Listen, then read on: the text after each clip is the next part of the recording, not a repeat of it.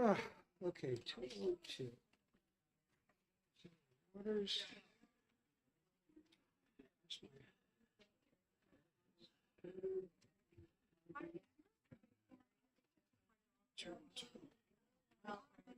Oh, yeah. You mean, there's a bill that we haven't co-sponsored?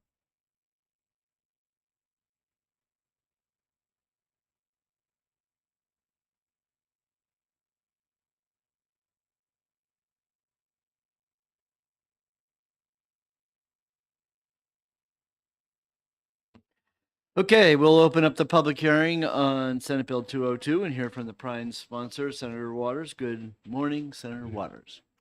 Thank you, Mr. Chairman, members of the committee. It's good to see you all. I'm Senator David Waters, District 4, here to introduce Senate Bill 202, prohibiting the sale of cosmetic products tested on animals. The heart of this bill, I'll just get right to that, is on the first page when it states that no manufacturer shall sell or offer for sale in this state any cosmetic if such cosmetic was developed or manufactured using cosmetic animal testing that was conducted or contracted for by the manufacturer or any supplier of the manufacturer. So the purpose of the bill is pretty clear, that with the appropriate definitions and with exceptions as noted throughout the bill, that we want New Hampshire consumers to know that when they purchase a cosmetic product, that it has not been produced through animal cruelty and animal that often is involved with it. Now, one might ask, why does New Hampshire need to do this? There is some federal and international regulation. I think it's very similar to what we have done on issues like wildlife trafficking and other animal protection areas where there is federal statute perhaps, but the feds are not here to enforce in our state. So the feds do interstate, we do intrastate. So this is a way of providing assurance to our consumers that products that they want to purchase have been done in accordance with the provisions laid out here. So just to go through some of the areas where this is set up, is you have the definitions set up on the first page, and for both what the animal testing is, what a cosmetic is, and then the issue of ingredients here as well. And what, there needs to be, because of federal statute, you'll see the CFRs referenced here about manufacturers and non-functional constituents. So this is important to make sure we're doing this, the same definitions under federal statute. Do note, please, on page 2, that there are important sections here that define the kinds of testing. Importantly, I think on page 2, lines 10, 11, that there's this, of course, in certain cases needs to continue if there's no non-animal alternative method or strategy recognized by any federal or state agency. And that's certainly important in terms of human safety, that there are perhaps exceptions here. A little bit further down, same thing. Line 18, there's no non-animal alternative method or strategy recognized by any federal or state agency. Once again, you have that down there. And that the potential, again, on line 21, recognizing that sometimes these things, these agents pose a risk of causing a specific human health problem that's substantiated, and the need to conduct cosmetics animal testing is justified. So those are important caveats and provisions there. The other thing I'd like to note as well, that we amended the bill in the Senate because I thought it was important to hold harmless New Hampshire retailers. This is a similar provision, as you may recall, when we were doing the flame retardants legislation, Mr. Chairman. We wanted to make sure that, if you're at the tail end of the supply chain and you're a retailer in New Hampshire, and unknown to you that there has been a violation, that you're held harmless for that. And I think that's an important addition that we made in the Senate. So As I said, I think the argument here about what we're trying to do about animal cosmetic testing is pretty clear and is in line with the, really the bipartisan consensus in both bodies has developed to try to do what we can for animal protections in many ways. And I think that it also now would mean that we join at least eight other states. That number may have increased that are part of a national effort to make sure that if interstate commerce is covered, let's make sure that intrastate commerce is covered as well. So I'd be glad to take any questions, Mr. Chairman. Any questions from the committee? We do have a couple of questions. Yes. Yeah, go ahead, sorry. Thank you. Thank you, Senator, for bringing this in. I do have one area that I found a little bit confusing, and that's the exemptions that have to do with testing from foreign entities, foreign regulatory authorities. I'm wondering if you could clarify that in layman's terms so we can understand how that exemption works in the state. I will give it a try, and then we have Kurt Aaron here as well. But if you could just point me to Page 1, lines 29, 30, and then also on page 2, lines 3 and 4. Yeah.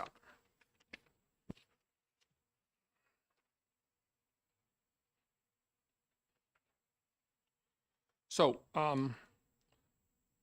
we can't control. Thank you for your question. We can't, we here in New Hampshire can't control what a foreign nation is doing under its rules. But please note halfway through line 30, it says, provided that no evidence derived from the testing was relied upon to substantiate the safety of the cosmetic ingredient or cosmetic product being sold by the manufacturer in New Hampshire. So here's what that means. They might do a process over there that may involve animal testing. We can't stop or control that. But that study should not be the basis under which we determine whether or not that ingredient is considered safe. So we want to know, we want to be assured that the actual safety of that ingredient has been determined by testing that is in accordance with the other parts of the bill that say there's just no, this is something that might potentially involve a human risk, that there's no non-animal testing possible that otherwise could be used. So do you see what I'm trying to say is that it kind of recognizes the foreign company is going to do that. We can't control what they're going to do. But for that ingredient, we're not going to rely on that to determine whether it is in accordance with the United States and state statutes for that ingredient.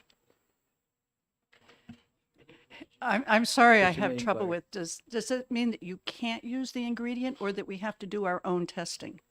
It says that basically what it's trying to say is that our decision about whether we use that ingredient is not going to be based on their testing. It's going to be based on testing that conforms to the assurances about animal cosmetic testing that is laid out in the United States and state statute. Thanks for your question. I'm sorry. It's I understand it's a little complicated, but the point is that we want to make sure that when we sign off on something, it has been that sign off is based on testing that is in accordance with the provisions here. Representative Fargo. Yes, and Thanks I hope very I much. got that Oh, I'm right. sorry. He'll tell you if I didn't. thank you, Senator. Yeah. And I appreciate your testimony today, but I'm confused because I thought the purpose of this was not to purchase anything that had animal testing. So why would, okay, so we don't rely on that information, but we're still, if we know that animals were used, why would we even, I don't understand why we would even have this here. I would think just the fact that they tested on animals would be enough to say that we wouldn't want to purchase that particular. Well, Cosmetic. thanks for your question. And I know that many of us might wish that this never occurred at all. However, there are occasions where the medical industry or others who are testing various components, that the only way you can make sure that it is safe is through animal testing. That's why on page 2, you have that, in lines 18 to 20 and the other place as well, that if indeed under international and federal statute that it is demonstrated that there is absolutely no other way to determine the safety of something that is an essential component, then animal testing is allowed. Now, I may not like it or so, but I think you can understand the arguments that sometimes for human safety and, certain kind of development of pharmaceuticals and so on, that's the guardrail. Yeah, But I know what you're saying, but there it is. thank you. Yeah. Representative Bartlett. Thanks very much. I do notice, and you made a good point, Senator, that this is a bipartisan bill. Can you tell me what the vote was in the Senate? This came through unanimously on consent. Thank you. Yeah. Representative Burrows. Thank you. Thanks for taking my question, Senator. And please tell me if this was asked while I was out of the room for a minute. But I did read that there are alternatives to human testing. Is that something that was asked previously? Thanks for your question. Yeah, I mean, what the point of kind of what the bill tries to outline is that it's that we want these products to be produced without animal testing. That's the bottom line. Then there's a however. There are certain exceptions that are recognized internationally and through federal statute that we kind of boilerplate into here because, they are federal statutes. But the point is to make this as absolutely tight as possible so that New Hampshire consumers know what they're buying has not been produced through animal cruelty. Follow up? Further question, you may inquire. Okay. I'll do a would you believe Yeah. that, I did read that some of the alternatives to human testing are using human cells and tissues, computer modeling, and human volunteers. Is there any way that we could somehow incorporate that into the component with the federal, with products coming in to see if in fact there are alternatives than using animals to test? Yeah, thank you for your question. And, thank goodness the technologies are changing, right? That, that really there's been a transformation about, what kind of testing, because people recognize that sometimes it's just plain unnecessary, and certainly it is often cruel. I think that what you see in the bill and that language there is that there are processes that are in place to say you have to prove there's no alternative. And that to me is a pretty good place to be. Any other? Representative Petusik. Thank you, Mr. Chair. Thank you, Senator, for bringing this to us. How many other states have this in statute right now? Thanks for your question.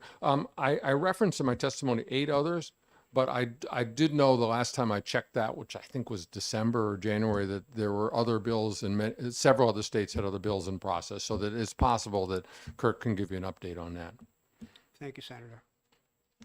I think New Jersey. I mean, there's some pretty major states where there's a big pharmaceutical and cosmetic industry is based. So, I know New Jersey is huge. yeah. Thank you. Representative Fargo has another question. Yes, and thank you. I see that you're excluding retailers in the state of New Hampshire, and I can understand the motivation behind that. But what if that retailer is a manufacturer here in New Hampshire? I'm sorry. What if the retailer in New Hampshire is actually also the manufacturer of the cosmetic in New Hampshire? Well, they would be covered, and we have some folks here from Badger to talk about this. So that will be a good Thank place. you. And Mr. Chairman, I've got 49 fourth graders waiting for me I in the fully Senate chamber. But I want you to know I'll all be those, in big trouble if I don't go all over there. those questions came from the other side of the aisle. I just want you to But know. the real experts are behind me. But thank you so Okay. much. And if there are further questions, please be in touch. Thank you. Thank you, Mr. Chairman. Okay. So Chair will call on Kurt Ernberg, who represents the Humane Society of the United States, and he can explain all the details. Good morning, Mr. Chairman, members of the committee. I'm Kurt Ernberg. I'm the New Hampshire State Director for the Humane Society of the United States. I appreciate your having me here to testify this morning. I did submit testimony electronically. I have it here. I also wanted to bring to your attention 5 small businesses in New Hampshire that submitted letters. Hopefully you've received them electronically. Lush Cosmetics has 2 stores in New Hampshire. Portsmouth Soap Company in Portsmouth. The Refill Station, which is a cosmetics retailer in Portsmouth. And the Hemlock Spring Soap Company in Nashua, as well as Badger, who are here to speak for themselves. Recently, the Concord Monitor, the Union Leader, and the Keene Sentinel all ran editorial op-eds on this issue from the Badger Bomb hierarchy CEOs. So, and I think you'll see online today there's an enormous amount of support for this bill. So my written testimony I will read. Stop me if I get to be too long. I'm happy to take any questions. So I do appreciate the opportunity to submit this written testimony on behalf of the Humane Society of the United States and our New Hampshire members and supporters, urging the committee to pass SB 202. This legislation does prohibit the sale in New Hampshire of any cosmetic for which a new animal test was conducted or contracted by, on behalf of, the manufacturer or any supplier of the manufacturer after January 1st of 2023. SB 202 does not contain or does contain limited exceptions that allow for animal testing under certain conditions, including testing done to satisfy regulatory requirements and to address specific and serious human health concerns. There is strong corporate support for ending cosmetics animal testing. SB 202 has received letters of support from cosmetics manufacturers and retailers, as I said. Federal legislators are currently considering the Humane Cosmetics Act, bipartisan legislation to end the production and sale of animal-tested cosmetics. The Humane Society Legislative Fund and the Personal Care Products Council, the leading national trade association representing 90% of the U.S. cosmetics industry, joined together to support this legislation in an unprecedented agreement to bring about an end to cosmetic animal testing in the United States. In addition to PCPC, which represents approximately 600 member companies, 370 individual companies have endorsed this federal effort. SB 202 was drafted to mirror the provisions found in this federal legislation. And I just point out, this federal legislation, for whatever reason, as many initiatives in Congress, has hit a dead end, is stalled, is not moving. As was said earlier, there are 8 states, hopefully New Hampshire will join them, to this momentum toward a more humane way of testing cosmetics. Animal testing is totally unnecessary. It's cruel and not a reliable predictor of human responses. It's cruel and it's not a reliable predictor of human responses. In traditional animal tests, rabbits, guinea pigs, and mice and rats have substances forced down their throats, dripped into their eyes, or smeared onto their skin before they are killed. These test methods are unreliable predictors of human safety. Different species can respond differently when exposed to the same chemicals. Consequently, animal tests may under or overestimate real-world hazards to people. In addition, results from animal tests can be quite variable and difficult to interpret. So they don't serve their purpose anyway. So why would you be for these, not making a law against manufacturers selling these products in New Hampshire? This is not a bill that holds harmless any retailer, any consumer. It is about the manufacturer, and you'll hear from one of them soon. So this is completely unnecessary. There's no animal testing requirements for cosmetic safety substantiation in the United States. Companies can already create great products using thousands of available ingredients that have a history of safe use and do not require new testing. For new ingredients where animal testing may currently be used, many non-animal methods have been and continue to be developed. Non-animal methods can combine human cell-based tests and sophisticated computer models to deliver human-relevant results at less cost and in less time than traditional animal tests. There has been a global trend toward eliminating cosmetic animal testing. In 2018, California became the first state in the country to ban the sale of cosmetics newly tested on animals, followed by Nevada and Illinois in 2019, so on and so forth. And I won't bore you with all the list of countries that we have here. So the Humane Society of the United States strongly supports SB 202 and urges the committee to pass this legislation to make New Hampshire the next state to address the unnecessary cruelty of cosmetics animal testing. And I'm happy to take questions. We do have questions. Well, from on the left side now. So Representative Greason, I'll let you go first. Thank you, Mr. Chairman, and thank you, sir, for coming in this morning. Do these new non-animal testing methods use fetal tissues as their primary source of human cells? Not to my knowledge, and I don't know. I'm not an expert on that. Representative Johnson. Can you tell us the 8 states that have adopted this? Hopefully. Virginia, Maryland, Maine, Hawaii, New Jersey. How many is that? 1, 2, 3, 4, 5. California, Nevada, Illinois. Is that 8? Hey, there you go. Representative Terry. Thank you, Mr. Chairman. Thank you, sir, for your testimony.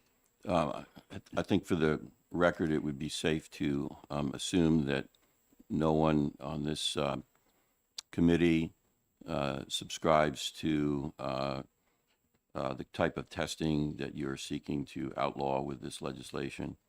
And that would also include inhumane testing on human beings, which we know occurs as well. I believe you had indicated in your testimony earlier in your remarks that there was resistance at the federal level. And I want to make sure that I was correct in hearing that. But so that I don't have to do a follow-up request, I'll just continue if you don't mind. With many of my purchases, I notice the label cruelty-free on the products.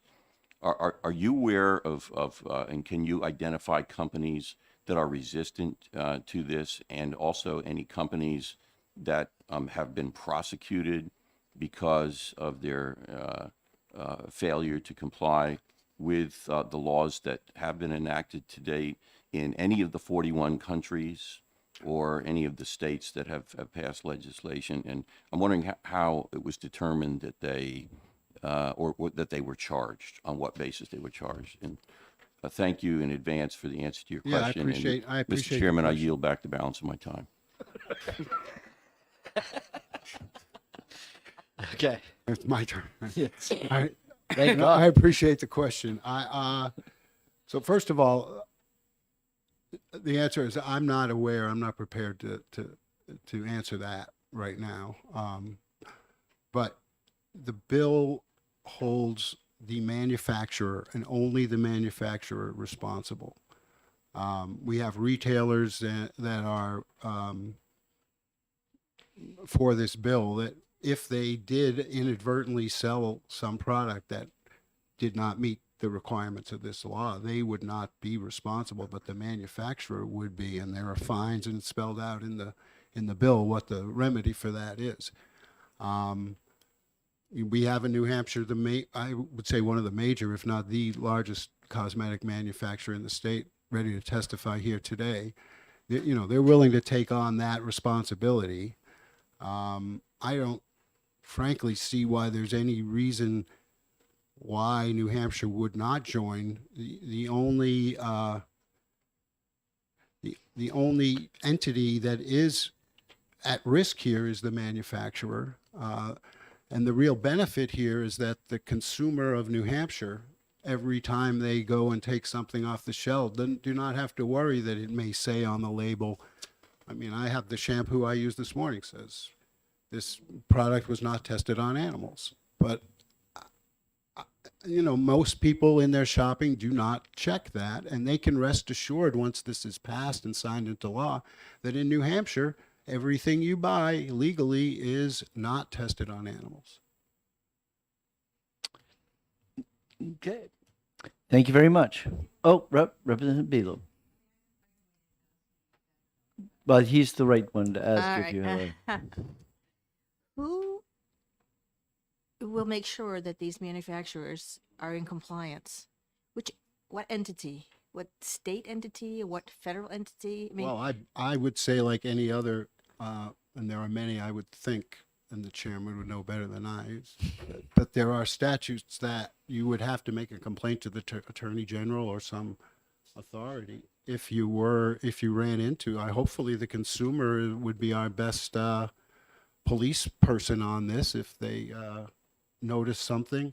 And in terms of the issue of a foreign manufacturer, so what this bill says is no test can be used to verify safety. No animal test can be used to verify safety. It doesn't know where or when or how or who did it. It cannot be used to verify the safety of the product. So it's covered. Great. Thank you very much. Appreciate your time. Thank you. All right, I have one more card here. Deidre Fitzgerald, representing the W.S. Badger Company.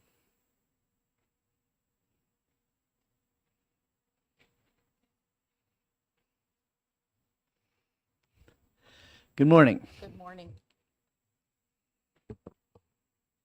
Good morning, Mr. Chairman, members of the committee. Thank you for having me here today. I'm Deirdre or Dee Fitzgerald. I'm the communications manager at WS Badger, located in Gilsum, New Hampshire. I'm here today to express our strong support for SB 202, which would prohibit the sale of cosmetic products that have been tested on animals. There is no reason for the continued use of animal test methods in the United States when cosmetic products can be created using thousands of ingredients that have already been proven to be safe. WS Badger has been producing cruelty-free organic skincare in the state of New Hampshire since 1995. So that's 27 years of putting out cruelty-free products. We employ 100 people, and we are an employer of choice. For New Hampshire consumers, this bill ensures that they don't have to think twice about the cosmetics that they're shopping for.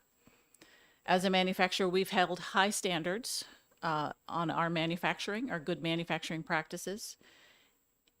And we have had the cruelty-free designation for all of our 27 years.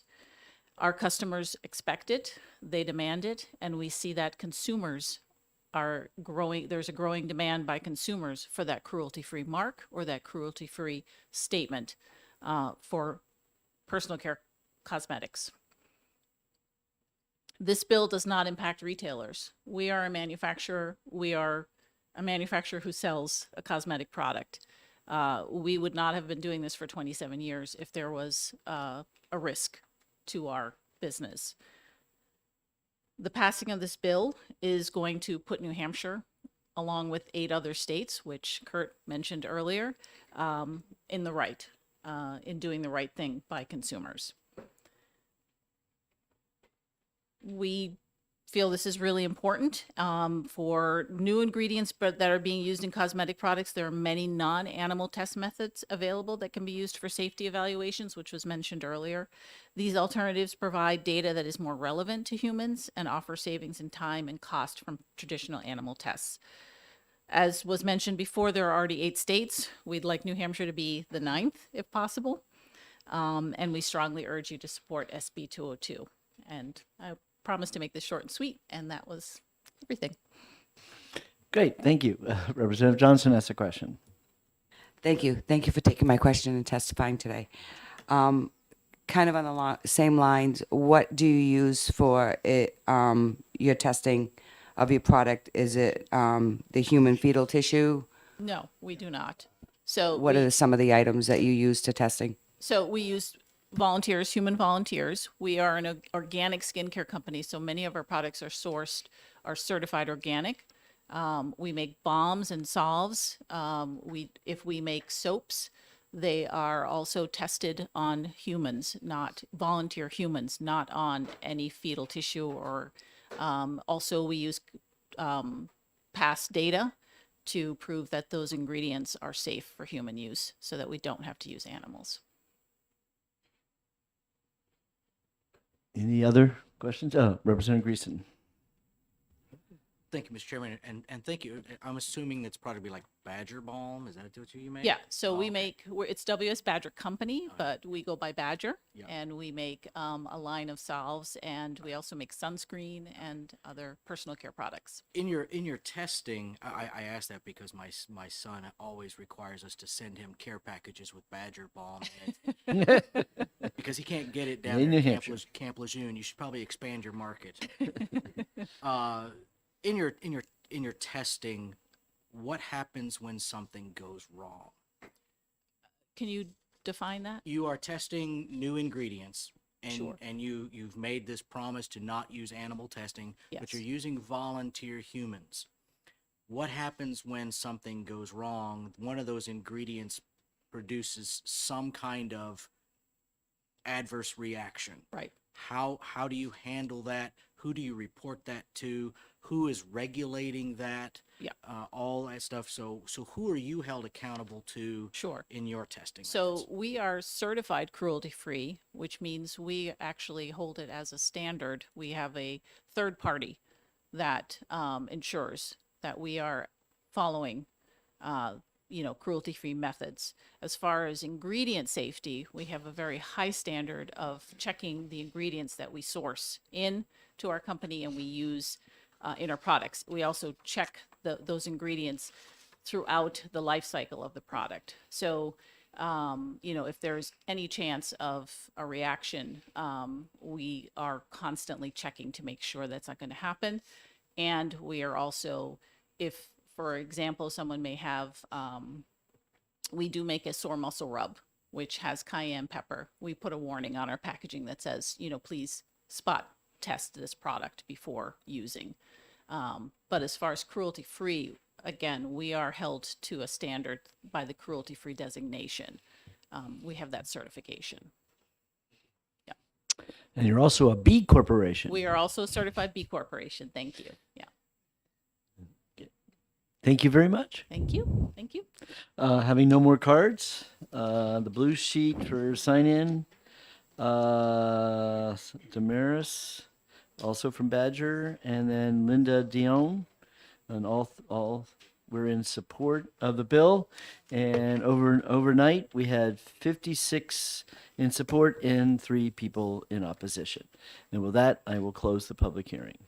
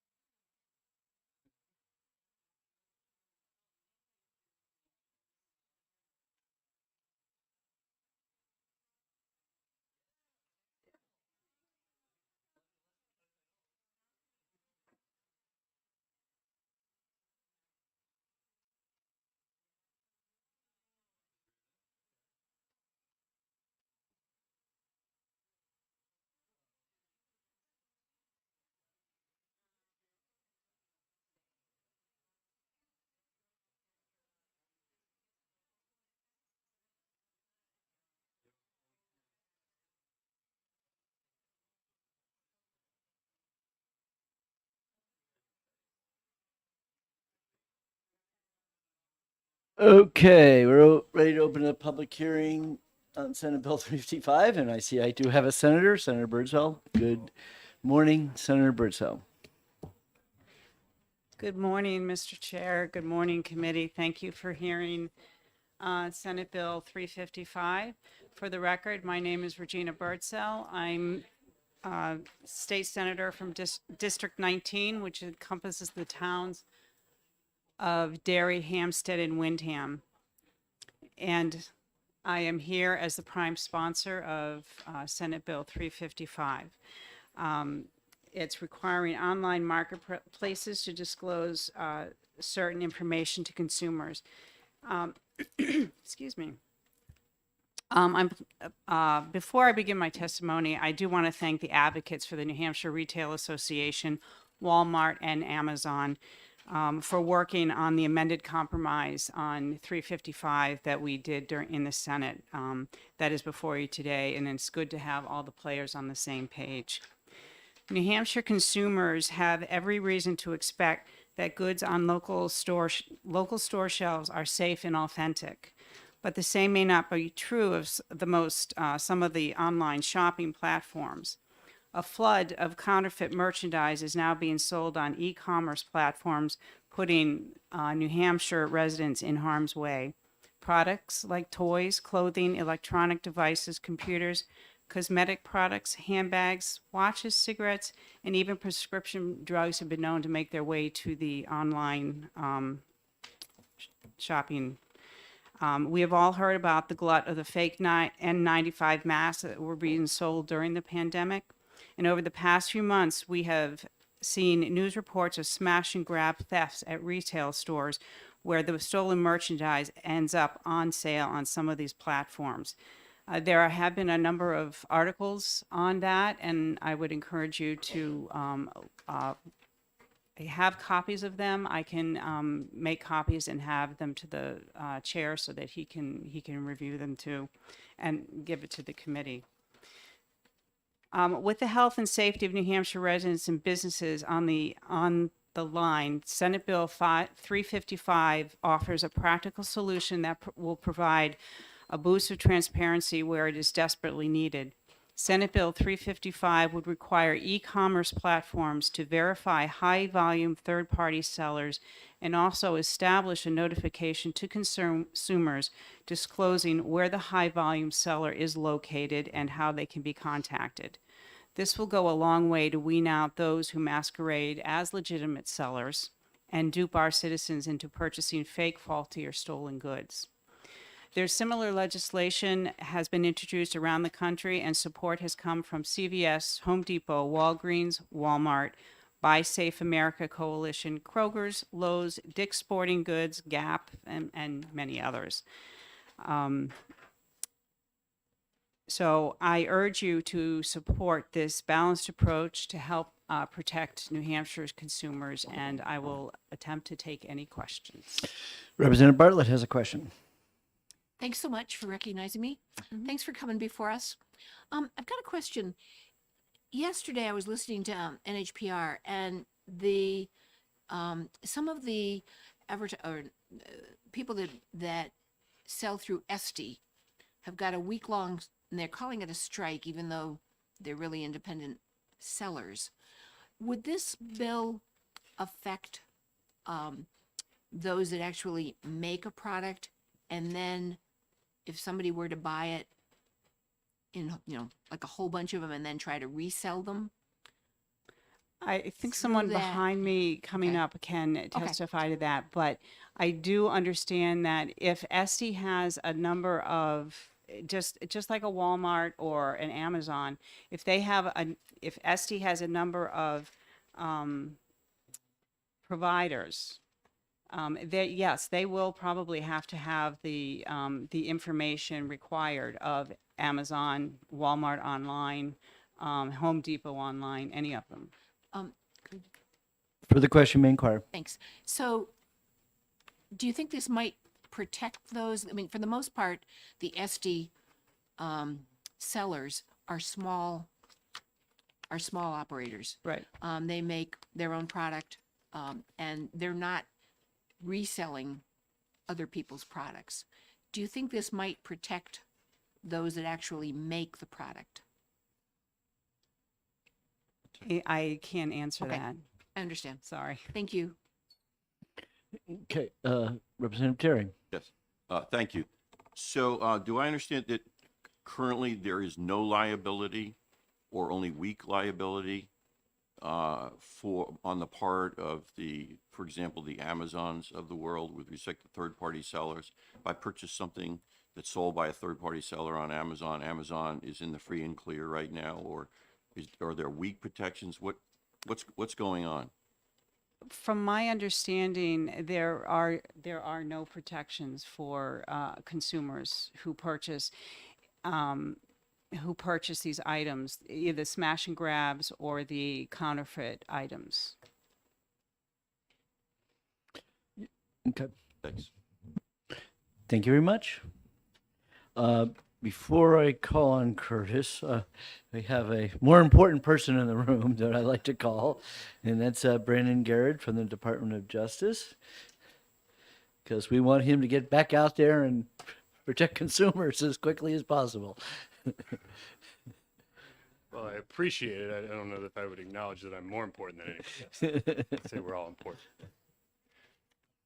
Good morning, Mr. Chairperson, members of the committee. Brandon Garrett, Chief of the Consumer Protection and Antitrust Bureau at the New Hampshire Attorney General's Office. Attorney General's Office is here neither in support or against this bill, just to provide information to the committee, and also a couple of potential enforcement problems that I see that I think there is probably a remedy to. But I would like to start just by saying that, in response to the question that was just asked, and it's something that's probably on everybody's mind, is that this is a real problem. We regularly receive complaints from consumers where they purchase something on an online platform, and there's little to no recourse because it was purchased from a third-party seller who's not expressly, a member of the online marketplace. The online marketplace essentially punts responsibility to the third-party seller, and the third-party seller can't be identified, contacted, or prosecuted. So it's a large problem for the Attorney General's office in having the ability to identify and prosecute third-party sellers who are online, who are selling counterfeit goods. So just as a general idea that we should be having laws in place that provides accountability for third-party sellers and identification for third-party sellers, I think that's a good thing, and I think that this is a significant step in the right direction. I just want to be clear about some hurdles that I would see from an enforcement perspective at the Attorney General's office, as we would be expected to investigate and prosecute any non-compliance with this bill. I also want to say, apologize, we did not testify in the Senate, and that is because when I originally reviewed this bill, I saw it as largely a good thing that I thought would work, and I received a number of phone calls this week asking me various questions about this, so I took a second look. I think there are a couple of enforcement hurdles that should at least be brought to the attention of the committee so that potentially they could be addressed.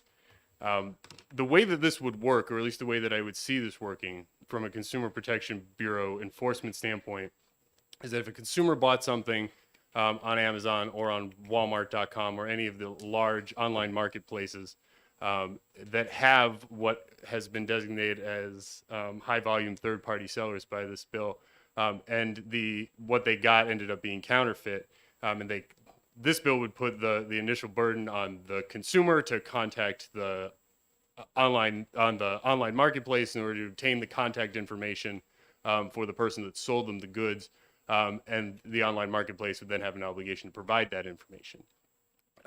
What would happen is that the consumer would file a complaint with the Attorney General's office and would say, I bought this thing and it was fake.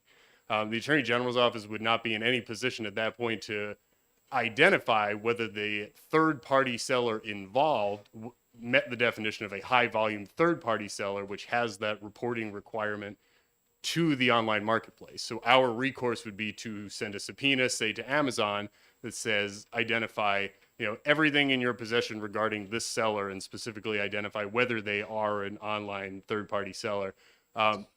we would, if Amazon was non-compliant with that, or, you know, you said they're not a high volume third party seller, we would have no way to know whether they were being truthful or not, short of subpoenaing their sales records in order to determine whether that person actually met the definition of an online third party seller. And those are all, you know, multiple steps that take multiple months that would cause a substantial delay and a hurdle to investigation and prosecution. I think that, you know, that can be resolved if there was some sort of mechanism that required online marketplaces to identify and label these high volume third party sellers to consumers on the front end, so that a consumer that's going on Amazon or is going to Walmart.com, going on eBay, any of these marketplaces, can choose to do business only with those who have been designated as high volume third party sellers, so that they know that if something goes wrong, this business is going to have the requirement to provide them with the contact information for their business that has been verified in accordance with this law.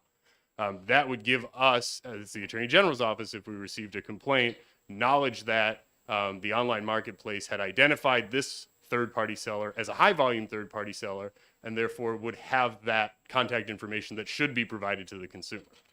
And if they didn't, it would give the Attorney General's office the ability to investigate and prosecute non-compliance with their obligation to obtain, verify, and provide contact information for high-volume third-party sellers to consumers. And I know that was very wordy. I think that was the most concise way I could possibly say it.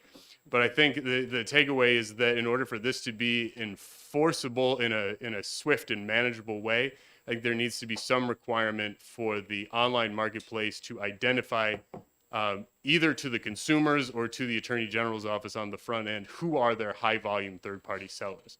So that if a consumer is having trouble getting contact information from that business for a particular seller, we'd be able to identify that, issue a subpoena, and investigate accordingly. The only other issue that I see potentially is there's a carve out in here, which is that if the high volume third party seller certifies to the online marketplace that the seller does not have a business address and only has a residential street address, or a business address and a residential address, the online marketplace may disclose only the country and, if applicable, the state in which the high volume third party seller resides. I just want to make clear that if that's the case, and that's the only information that's being provided, that we would essentially be left without an ability to take the next step and investigate and prosecute who that online third party seller was. If all we have is the state in which they reside or the country in which they reside, oftentimes that is the information that we have. And we need more than that in order to initiate an investigation of the actual third-party seller. It wouldn't be under this provision, but certainly selling counterfeit merchandise online to New Hampshire residents is a potential violation of the Consumer Protection Act's standing prohibition of unfair and deceptive acts or practices. So if we were going to take this information that's provided, the contact information for the actual person that's doing the wrong here, and initiated an investigation, we would need more than simply the state that they're located in or the country that they're located in order to do that. So I just wanted to make that very clear. I think that, you know, the only other thing, you know, the committee is not going to be surprised to hear this from me. There was a fiscal note that was done on this, and it always raises the questions of resources. It's unclear what additional resources, if any, would be needed in order to effectively prosecute this. We simply don't know the volume of the complaints that it may generate or the scale of the investigations that we would need to undertake in order to enforce this. So I just think it's always important to remind the committee that a significant addition like this may require in the future additional resources for the Consumer Protection Bureau in order to effectively enforce it and make sure that its provisions are upheld. And with that, I feel that I've been talking for close to a century, and we'll be happy to take any questions from any members of the committee. Okay, Representative Patusek is first up. Thank you for, Mr. Chair, and thank you for testifying. I have a question. You just brought up a point and about not being able to dig into and find your source. Do you need subpoena power through this bill? So if this bill works the way it's intended to work, and you have a high volume third party seller who is providing information to consumers the way that they're required to under the terms of this bill, the process would go that the consumer who was deceived or wronged would contact, use Amazon just for the sake of a hypothetical, and say, I purchased from a high volume third party seller. Please identify to me the name, address, telephone number, contact information for this business. Assuming that Amazon then complied and provided the consumer with that information could be provided to the Attorney General's office in the form of a consumer complaint, and we would be able to know who we're investigating. We wouldn't need to issue any subpoenas in that regard. Certainly, we may then choose to issue subpoenas against the third-party seller who's the wrongdoer in the course of that investigation. We would have the authority to do that under 358A and the rights and remedies that are available under that section. But the hurdle in these cases is identifying the third-party seller. Oftentimes, when we receive these complaints, we simply are not able to do that and know who we are prosecuting, where they're located, or how to go about contacting, serving that person with a subpoena, serving that person with a civil complaint, or bringing that person to trial to stand and face criminal charges, which that's the bevy of our remedies under the Consumer Protection Act. You need to know who you're investigating and who you're prosecuting. And this bill, I think, does a really nice job of creating a solution whereby that information could be easily provided to consumers and to the Attorney General's office for that exact purpose. Just here to point out some potential issues that I see. So I hope that answers your question.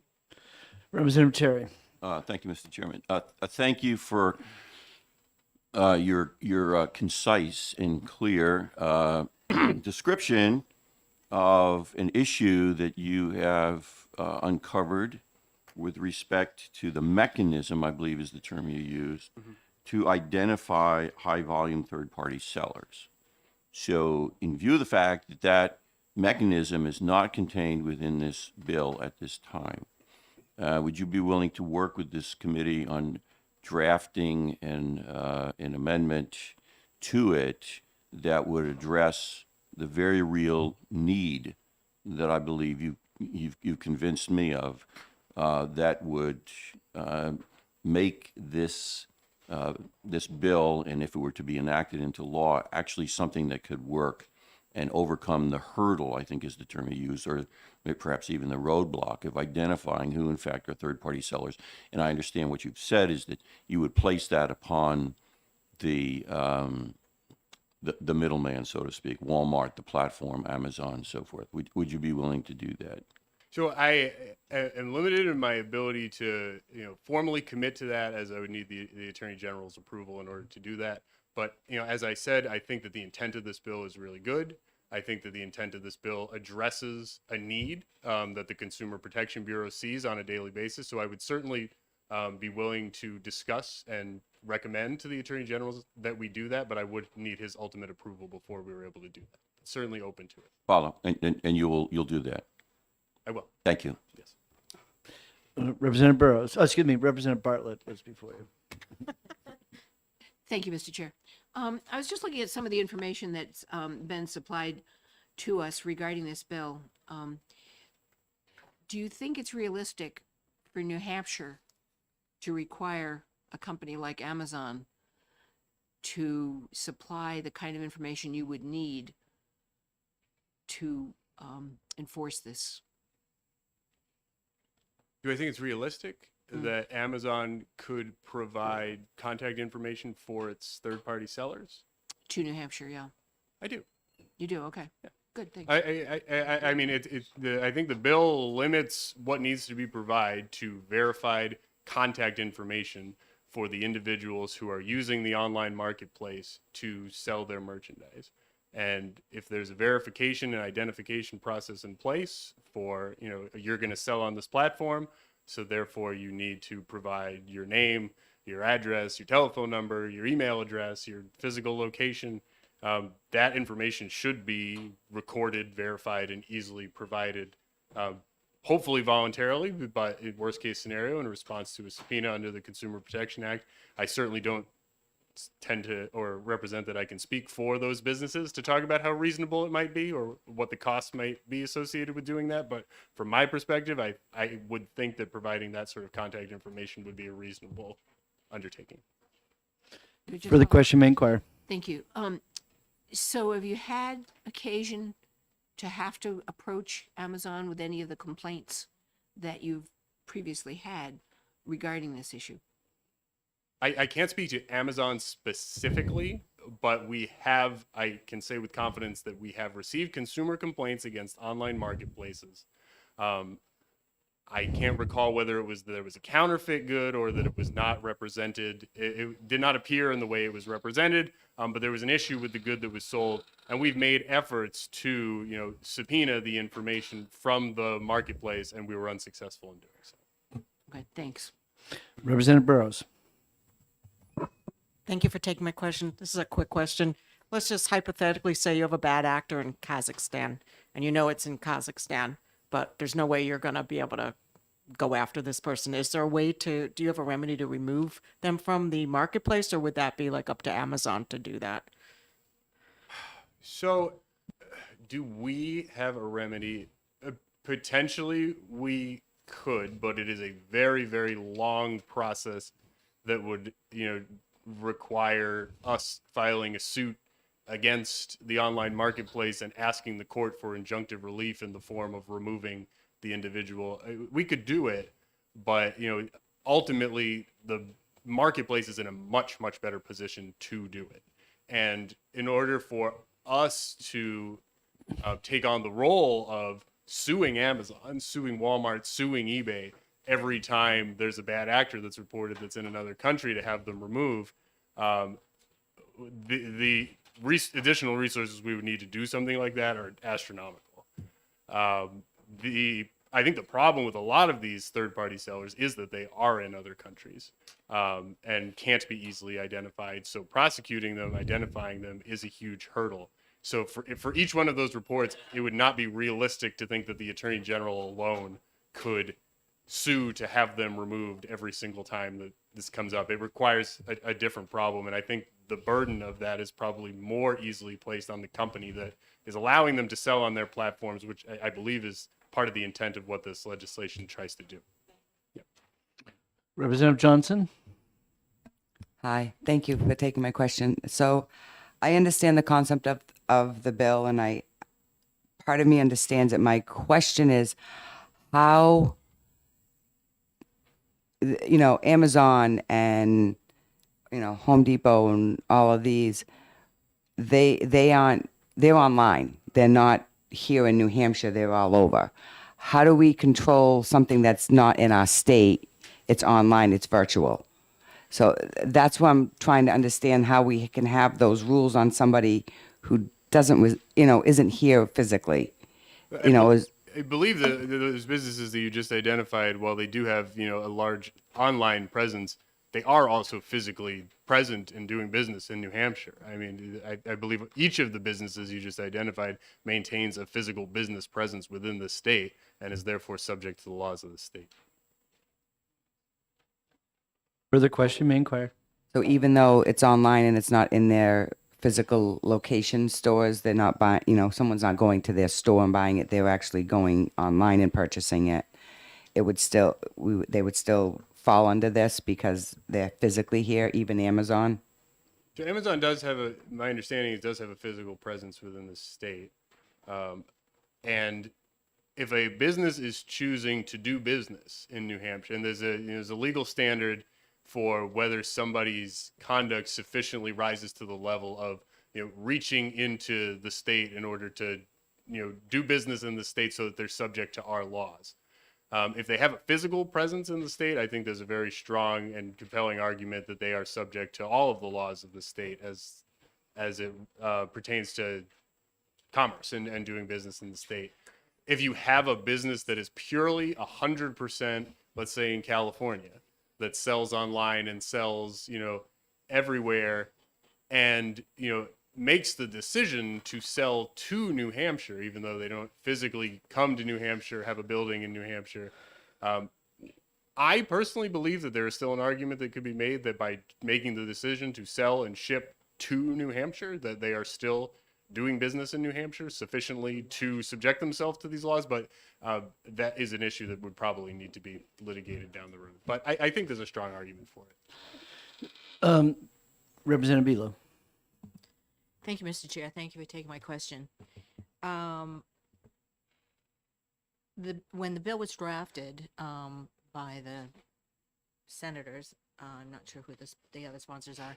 Do they, when there's a bill making the judicial branch responsible for, taking action, are there, were there, let's say this year, were there several bills this year? Did they come to you to help draft the bill? Because it does really reflect on your capacity to, make it happen. So it's a little bit of a difficult question for me to answer. There are certainly occasions in every legislative season where our office receives requests to help draft legislation for a variety of reasons. However, the Attorney General's office is a member of the executive branch, not of the judicial branch, not of the legislative branch. So we like to come over and speak to if we're going to be enforcing this law, how we think, or even if we're not, how this particular legislation may contradict or may fall in line with or may butt heads with other laws in the state, or whether it affects the work that we're doing in our office. But the policy of how to draft a bill, what language should be in it, a large portion of that the Attorney General's office is not involved in, just because we are not the legislature. We don't write the laws, we enforce them. But certainly if somebody reaches out and says, what do you think about this? Is this enforceable? We do our best to be helpful in that capacity. It happens sometimes. It does not happen all the time. Okay, thank you. So on that note, we do have rulemaking in this statute, and you guys do rulemaking, right? Don't you do some? Don't we have condo rules, or didn't you guys? You generated some rules, haven't you? We've generated a few rules over the years. Okay, because I'd say the Secretary of State does not like to generate rules. We've had that problem. So, but yeah, okay. So the only other question, just help me out here, because you made a comment that if Amazon could identify on their webpage, who say a third party and distributor, supplier, rather than them, this would be a lot easier to overcome that first question that you would have to pose to them. I personally find that I can usually sniff that out by how quickly it gets shipped. If it's Amazon, it gets shipped the next day. If it's going to take a week or two, I find that that's probably a third party company. But notwithstanding that, here's my problem. Your Amazon is leaving it to the third party's policies. So if the third party's return policy is all sales are final, even if you were able to identify with them, even though you got all this information, because they have that policy on their books, how does this bill fix that problem? Well, if you're transacting with a third-party seller that plainly discloses to the consumer that all sales are final, there would be no problem to address. I mean, if it's plainly Clearly they don't. disclosed to Clearly the they don't. consumer. Yeah, clearly they don't do that. But that's a very different question from, all sales are final, but if you're selling something that's counterfeit, or you're selling something that is deceptively marketed to the consumers, that's a violation of the prohibition of unfair and deceptive acts or practices. So regardless of whether it violates, the business's return policy, if what you're doing is inducing a consumer to buy something with false representations that they wouldn't otherwise provide, that's a problem regardless of what the return policy is. The return policy wouldn't be the question. It's whether that third-party seller had deceived consumers, tricked them essentially into buying a product that was other than how it was represented, whether it be counterfeit or simply looks different or it's a different size or different quality, whatever it is. I believe that the purpose of this bill is so that if a consumer purchases something that is not what it claimed to be on the website, they have a mechanism to identify the third-party sellers, contact them, deal directly with them. Because right now, I know we receive a lot of complaints from consumers who try to contact the marketplace, the large company, and the they're actual basically manufacturer. they're told, well, it's a third party, so you have to deal with the third party. But there's no easy way to identify the third party in order to deal with them, which is the underlying. So the hope is that at that point, the consumer will find out who the actual third party is, even though they might be in China. They might be, at least they know who they are, and they'll have maybe an email or some way to contact them. So, but then how do they prosecute if it's a fake? Well, I mean, it creates an obligation to verify. which, you know, the businesses would have to figure out how they're going to, you know, have a verification process for their high volume third party sellers. So, because if they're not doing that, it's a potential violation of the Right, statute, right. which is an unfair and deceptive act or practice. Exactly. So I think the idea is probably that if the marketplace is required to collect and verify information for its high volume third party sellers, that the marketplaces will do a better job of deciding who they can and can't allow to sell on their platforms if they can't verify the information. So if it's fake information, through that verification process, the marketplace, in theory, would be able to realize that and So the hopefully, idea of this hopefully legis- remove the right. seller before any Right, of the harm is entice done at all. is to make the companies think twice before they sign somebody up in their products. Hopefully they'll, I'm not sure I would phrase it that way, but it's the intent is to have some accountability so that there is transparency for consumers about who they are actually doing business with. When they log into Amazon.com or Walmart.com, consumers often think they're doing business with Walmart or doing business with Amazon. You have to look, I mean, it usually is disclosed that this is a third-party seller, but you have to look carefully in order to find out who it is, and it usually discloses it in the form of a business name, not in the name of a, not in the form of an actual name of a person or an address for the person or a telephone number for the person. Figuring out who is ultimately responsible is very difficult for consumers and frankly very difficult for the Attorney General's office. So I think that is the problem that this bill seeks to remedy. And I would speak just briefly to, you made a comment about rulemaking.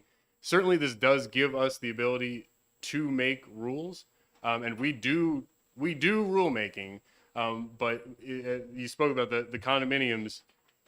When you have statutes and you have rules, and you have to understand the interplay between the statutes and the rules and make sure that both line up and both are consistent, it's much trickier to enforce and understand than if the statute itself just clearly anticipates the potential issues and deals with them on the front end. Certainly, we're not afraid of rulemaking. We do rulemaking. We'd be happy to do rulemaking if it was appropriate.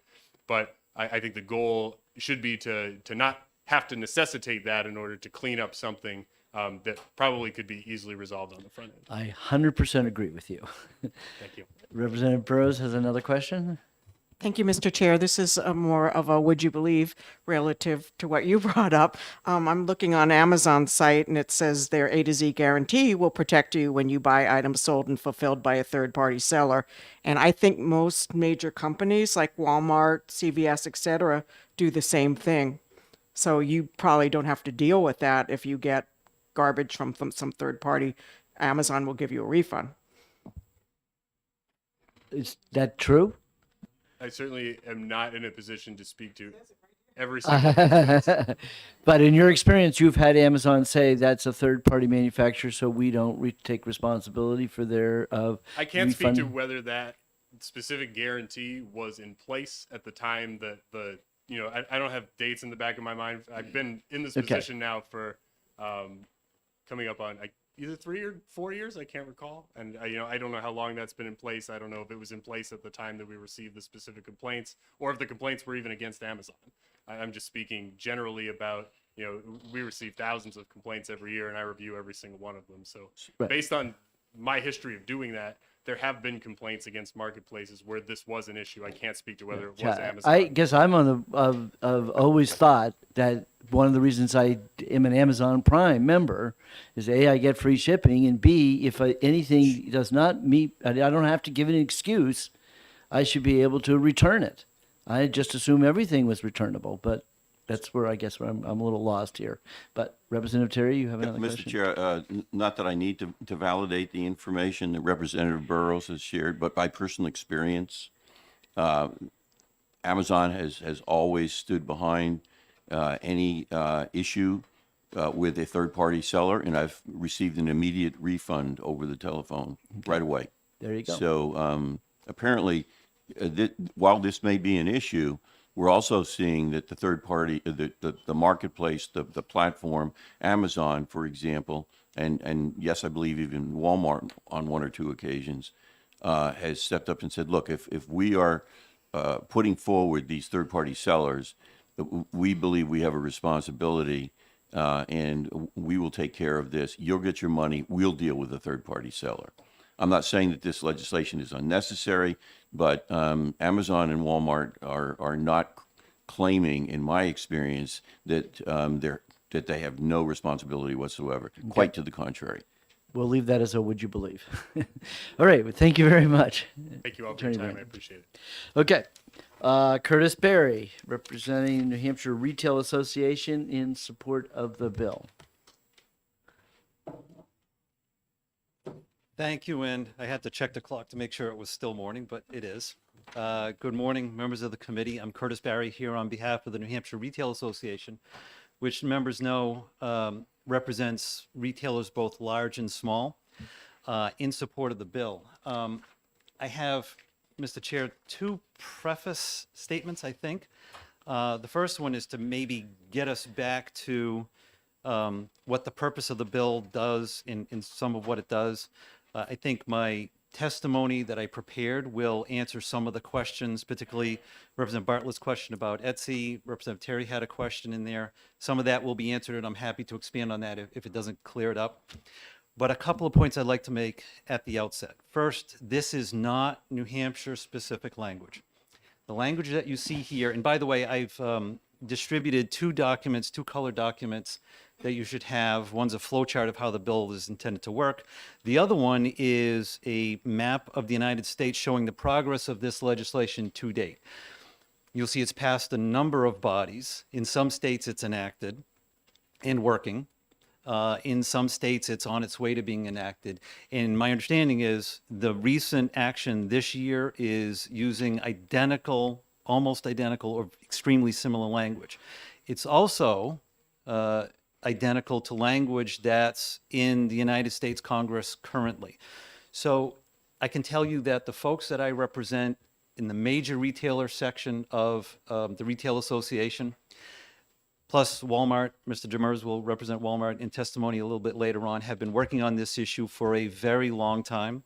There are folks a lot smarter than I that have been working on this language, and it's compromised at this point between all the players that have been mentioned several times. So again, it's not New Hampshire language. It's not necessarily new or created, just in the Senate. There's a reason why everything's there.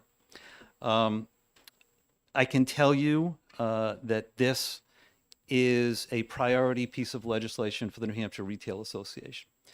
And the purpose of the bill is not really addressing the average consumer, the person that receives the goods, because as you just discussed, there are remedies currently in place for that.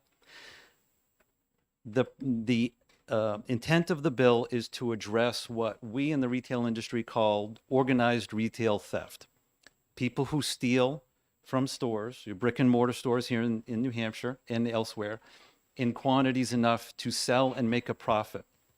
So to step back a little bit, over the last 20 years, the New Hampshire Retail Association has identified areas of the New Hampshire statutes that we felt were weak relative to organized retail theft.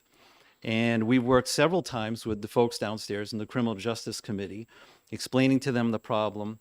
And through their legislative efforts, we think we've got some of the strongest theft statutes on the books, so much so that we've gotten compliments from folks in the retail industry and other parts of the country. We've given law enforcement tools to impose harsh or stiff penalties.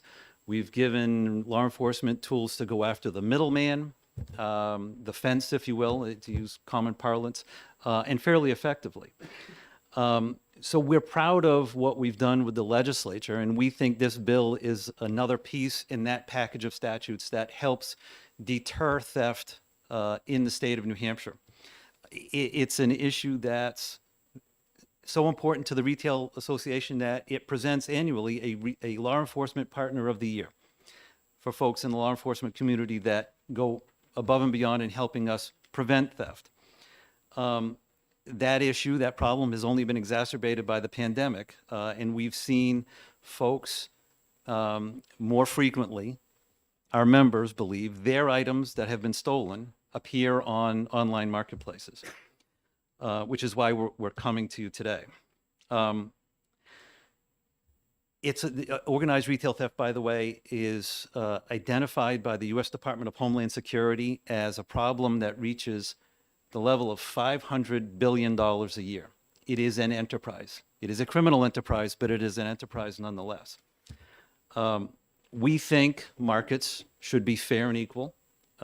Typically, we prefer the government to stay out of how we do business. Customers should be able to make a decision who and where they buy items from. But again, this we view as a tool to help prevent and address a large criminal enterprise. As I said, the entities driving this issue in this state and across the country are large major retailers. They represent, for the Retail Association, over 100 locations in the state and tens of thousands of employees. But please don't get the idea this is a problem that's unique to large retailers. If you remember back shortly after the first of the year, there was an incident that received a lot of attention in the newspapers. A smoke bomb was let off in a jewelry store in Salem in what we're told was a failed attempt at theft. Smash and grab, as Senator Birdsell mentioned. And the idea is they're going to come in and they're going to grab a bunch of stuff and leave. If we allow them free, unfettered access to online marketplaces, they're going to continue to sell and they're going to continue to steal. And we're hoping to either provide a deterrent or a way to address that, to catch them. As I mentioned, there is federal legislation pending. We do prefer a federal solution. And we also all know how quickly Congress acts. So the map shows you the vast amount of activity that's happened to date in just over 3 months in this year alone, because the states recognize that they agree with us. There's a problem. Congress is not acting, and we should at the state level. So let me get into some specifics of the bill. And there's at least one piece of the Attorney General's testimony I want to address. I'd like to start with page 1, line 10. I think, in my mind, this is really the key piece that drives this, which is the definition of high-volume third-party seller. Key pieces here. It's a participant in an online marketplace who is a third-party seller, which is also defined here, who, in any continuous 12-month period during the previous 24 months, has entered into 200 or more discrete sales of transactions of new, unused consumer products, and an aggregate of a total of $5,000. So to even meet the requirements as a seller under this statute, you have to meet both of those qualifications, 3 qualifications actually: new items, 200 or more discrete sales in that short period of time, and a total of $5,000 or more in gross revenues.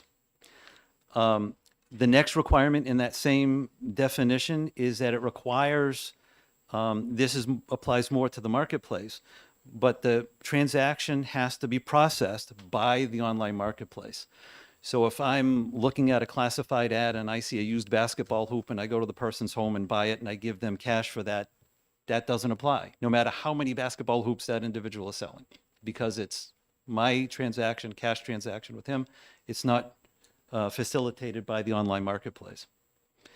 The bill, when it comes down to it, requires the online marketplace to do essentially 3 things. It requires them to collect information from those people that qualify under that definition. It requires them to verify that information. And it requires that the marketplace, the bill requires the marketplace to require of those sellers to provide a smaller portion of information to the consumer when they purchase it on the invoice or statement or what have you. What it does not do is equally as important. It does not require that any sensitive information from the seller is disclosed to the public. Page 4, line 22, which is the home address that the Attorney General referenced, is in the section of the bill referencing notice to the consumer. That's a privacy issue. If you're a seller on Amazon, Etsy, whatever, and your place of business is your home address, we shouldn't say the state is requiring you to send out to your customers your home address if you don't want to. That is a privacy protection that's built into the bill. It's a thoughtful piece. The bill also does not require the marketplace to take any action with law enforcement. I think has already been discussed. From our perspective, the retail industry, if someone believes that some merchandise is showing up on an online marketplace they believe has been stolen, they will approach the marketplace and say, hey, help us out. We think this is stolen. Here's why we think this is our stuff. Can you look into it for us? Only after information has been gathered and the retailer collects that information, would they approach law enforcement and say, here's our information? And at that point, the normal legal process takes place. Court order, warrant, that sort of thing, a normal investigation. So our focus here is twofold: items stolen, mass quantities from retailers, and counterfeit goods, which I'll also address in a little bit. So the bill simply says that if the marketplace meets the definitions, the seller meets the definitions, you collect, verify the information, and pass it on to the consumer a smaller portion. I've already discussed the language that it's mirrored after. Relative to Representative Bartlett's question about Etsy, and these are people, I believe, if I understand Etsy, they create their own things. The bill also serves as a protection for the producers as well. There are lots of articles you can find online about the manufacturers of the original article whose products have been knocked off and then sold online. Products are probably awful. They get bad reviews, but the bad reviews are a reflection on the original manufacturer, right? So it hurts their business. This protects them as well in that way to address their counterfeit products. So I think there's protection for sellers as well. The other protection for sellers is if I'm selling a piece of stolen merchandise, I've acquired it for nothing. My cost of goods sold in business parlance is zero.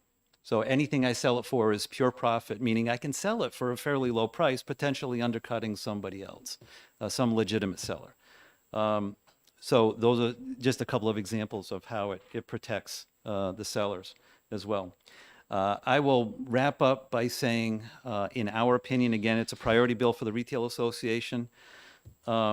Without this in place, we're continuing to allow the people who are selling stolen merchandise or counterfeit merchandise to continue to hide in the shadows without any deterrence and without any repercussions.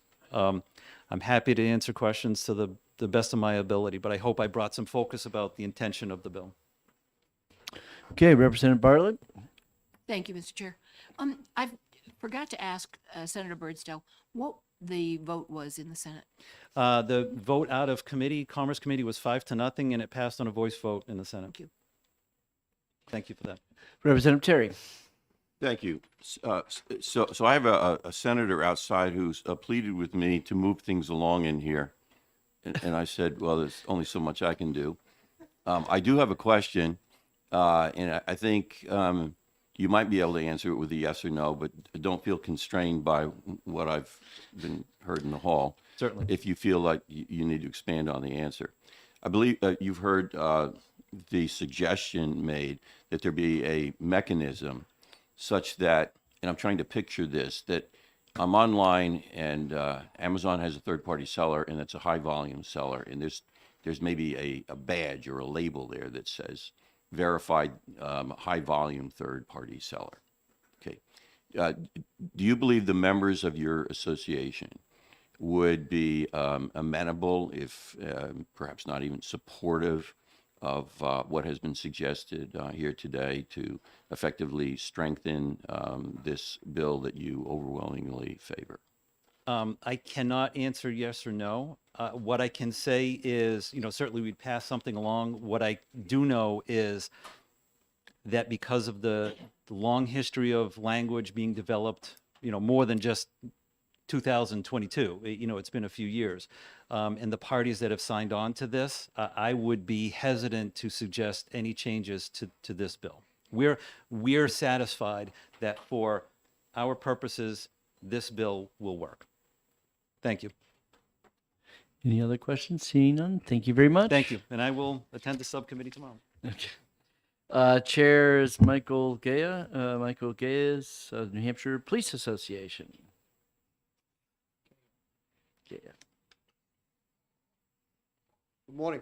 Good morning. My name is Michael Gia. I'm the president of the New Hampshire Police Association. The New Hampshire Police Association is an organization that represents all aspects of law enforcement in the state, from a first-year police officer to a chief of police. We are here today in support of Senate Bill 355. Many of you have probably seen recent news accounts of smash and grab thefts at retail establishments. This is a criminal problem that is occurring in almost every state. It is a significant concern that creates increased police activity, and it creates a feeling of insecurity for many businesses. Organized thefts really thrive when there is the opportunity to easily sell stolen goods. And quite frankly, some online platforms make it way too easy for them to anonymously unload stolen property. Without the appropriate verification by these platforms of who the sellers are, criminals utilize the anonymous aspects of some marketplace platforms. Additionally, retail stores and their employees are put in harm's way when professional thieves confront them to steal merchandise that is sold online. And I'm certain just about every police department in New Hampshire has received complaints about counterfeit merchandise being sold to our residents. Many of these illicit products come from overseas, so catching them is difficult, but the simple verification process and easy disclosures in SB 355 will have a detrimental effect on criminal use of these platforms. We believe passage of SB 355 will help reduce the amount of stolen property that is sold online. It will help curtail the smash and grab theft we are seeing so often, and it will make it extremely difficult for fraudsters to unload counterfeit goods because they won't be able to hide behind an anonymous posting. SB 355 is good for consumers, and it is good for legitimate sellers who are up against these bad actors.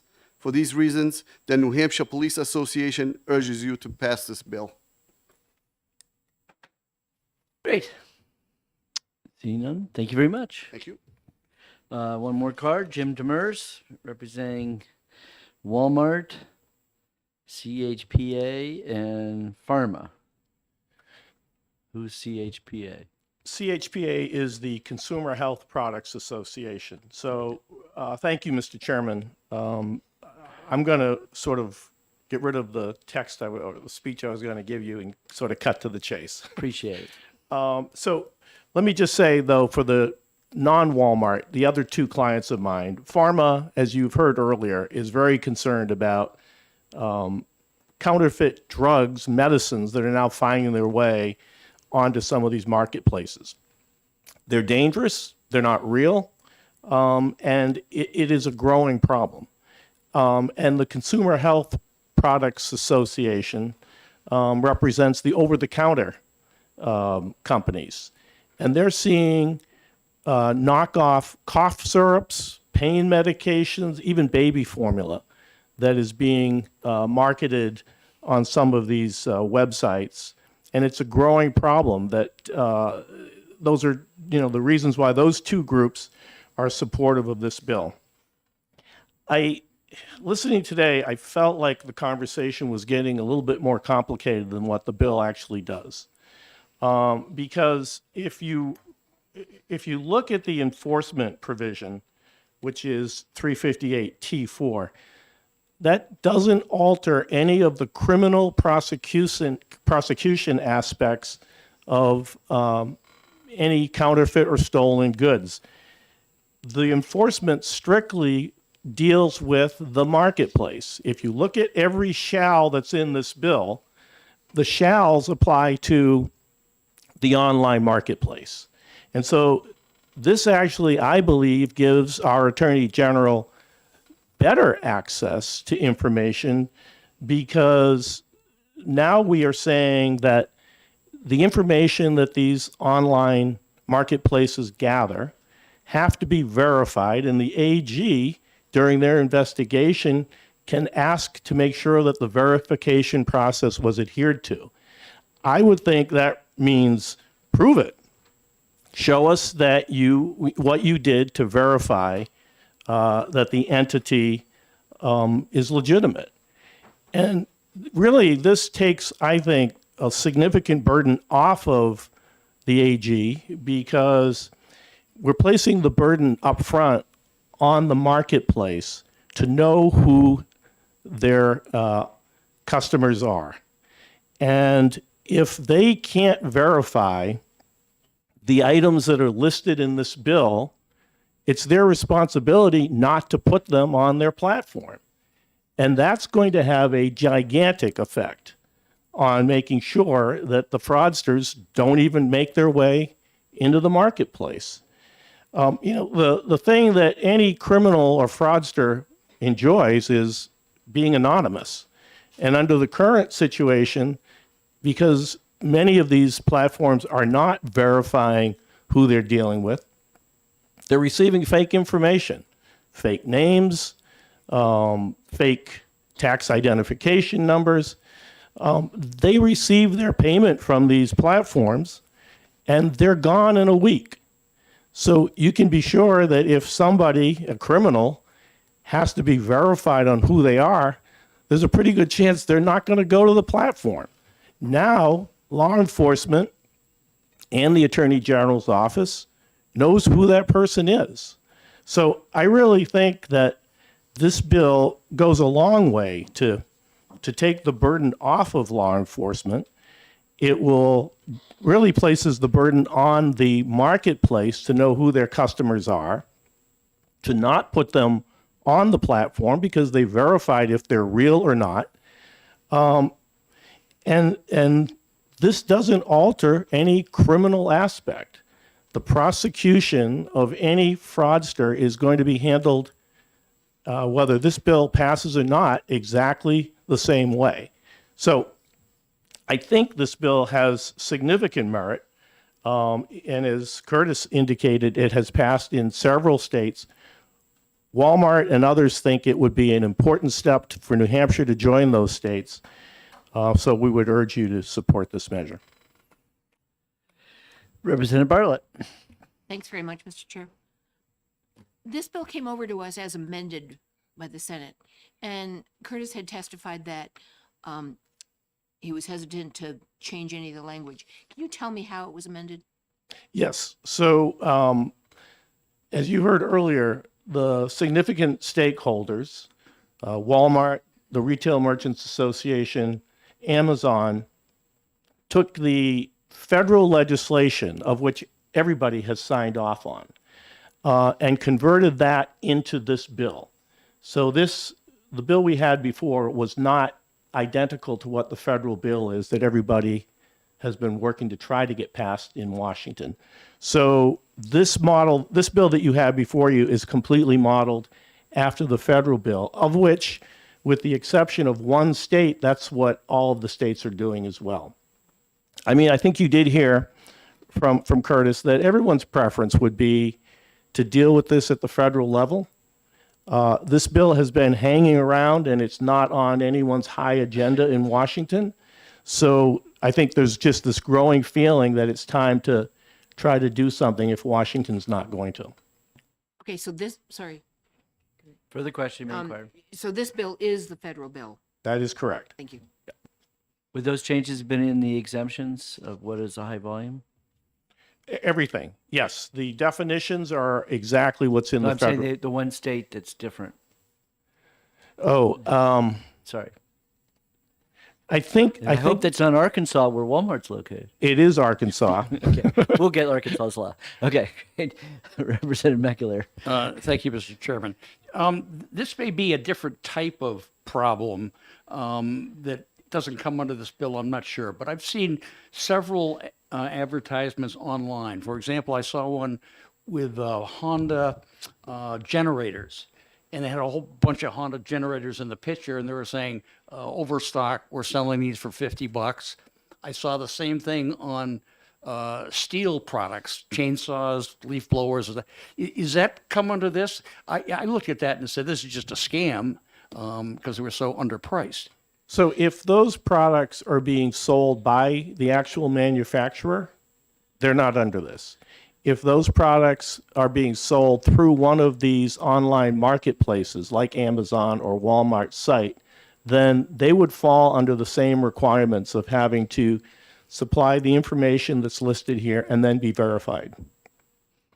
Okay, I may understand the key element there. If you got an email from somebody, unless it was one of these online marketeers, then it would not qualify. This legislation won't help. That's true. But I mean, I don't really know. I didn't look into it because I just thought it was a scam. And it probably was. It probably was. But I'll have to look into it more carefully. Thank you. Okay, Representative Johnson. Hi, thank you for taking my question. Would this apply to like the Facebook Marketplace, Craigslist, things like that? Because they really don't,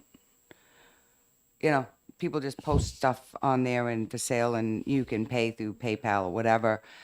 Would that apply to these platforms? It actually does not apply if they are like an online classified ad. So if the transaction is not being facilitated by the platform, but they're merely connecting you with the seller to negotiate your deal like a newspaper ad would do, they are not included in this bill. Yeah. I think the key element is who's got the money. So if you're handing the money directly to that person for the product and they're shipping it to you, they would be exempt from this. Correct. Okay. You can't. I know, I'm responsible. Evidently, your name's on here along with Representative Bartlett. But if you wanted to, would you believe? Sure, you can go ahead. Thank you, Mr. Chair, and thank you for your testimony. I have a would you believe. A lot of the products that used to be prescription products are now over the counter. And I buy a lot of them through Amazon because they're way lot cheaper. Mm-hmm.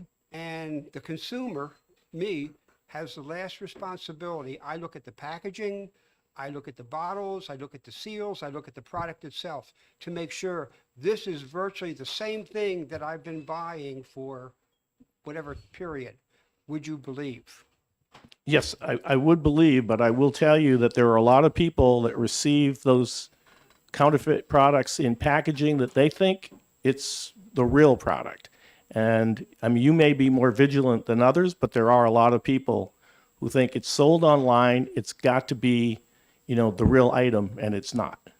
Well, would you believe? Okay, that's enough. Thank you very much. Yes, and I with would. that, we'll close the public hearing. Thank you, Mr. Chairman. But according to Consumer Reports, this month, Amazon is the most expensive when it comes to pharmaceuticals. So, we'll take that. So, would you believe? All right. We will move quickly into the next bill. I would say on this bill 355, there were 21 in support, 2 opposed, and Senator Birdsell and Bruce Berkey was in support of the bill.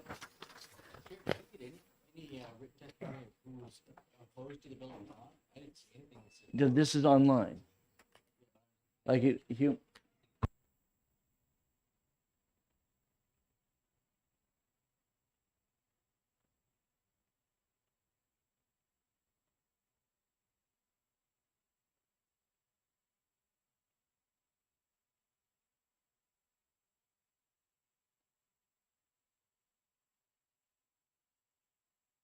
If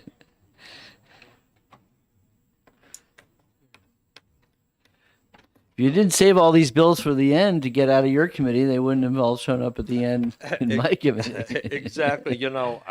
I'm glad we passed that one over for your approval. Yeah.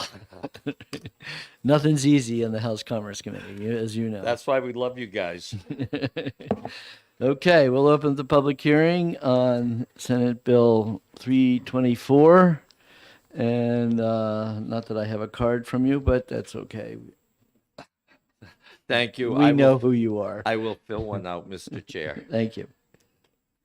Good morning, Mr. Chair and the entire committee. It's so nice to be back here again. For the record, my name is Harold French, and I am Senator from District 7.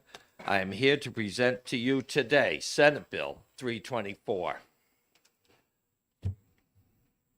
So there's a little history with this bill. When I sat in Commerce, every time in the House, every time we got a bill to address this, I said no. 2 years in the House, I said no.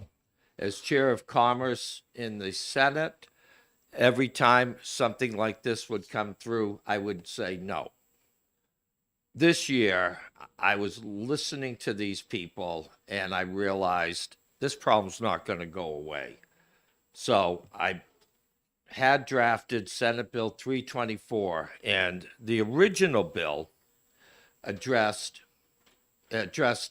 homeowners associations. It addressed condos, and it addressed co-ops.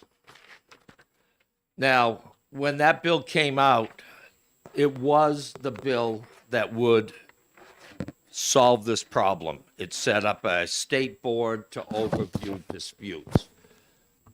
It also brought out about 480 people against the bill and the women behind me for it. So, in other words, it didn't go over too well, shall we say. So Senator Bradley, using his wisdom, said, let's address what we can address now that will make a difference. And therefore, we have the bill that you have before you now. This bill works on condo associations and homeowners associations and the co-ops, homeowner co-ops. And this bill, just because there's so many disputes within these condo associations and homeowners associations, these co-ops, this bill requires these groups to have a dispute resolution board within their own unit. It's nothing run by the state, which is probably the way to do it, except it's not going to pass and no one likes it except me and the people behind me. So I would like you to listen to what these people have to say about it, why they need it, and why you shouldn't listen to your chairman when he tries to kill this before this committee.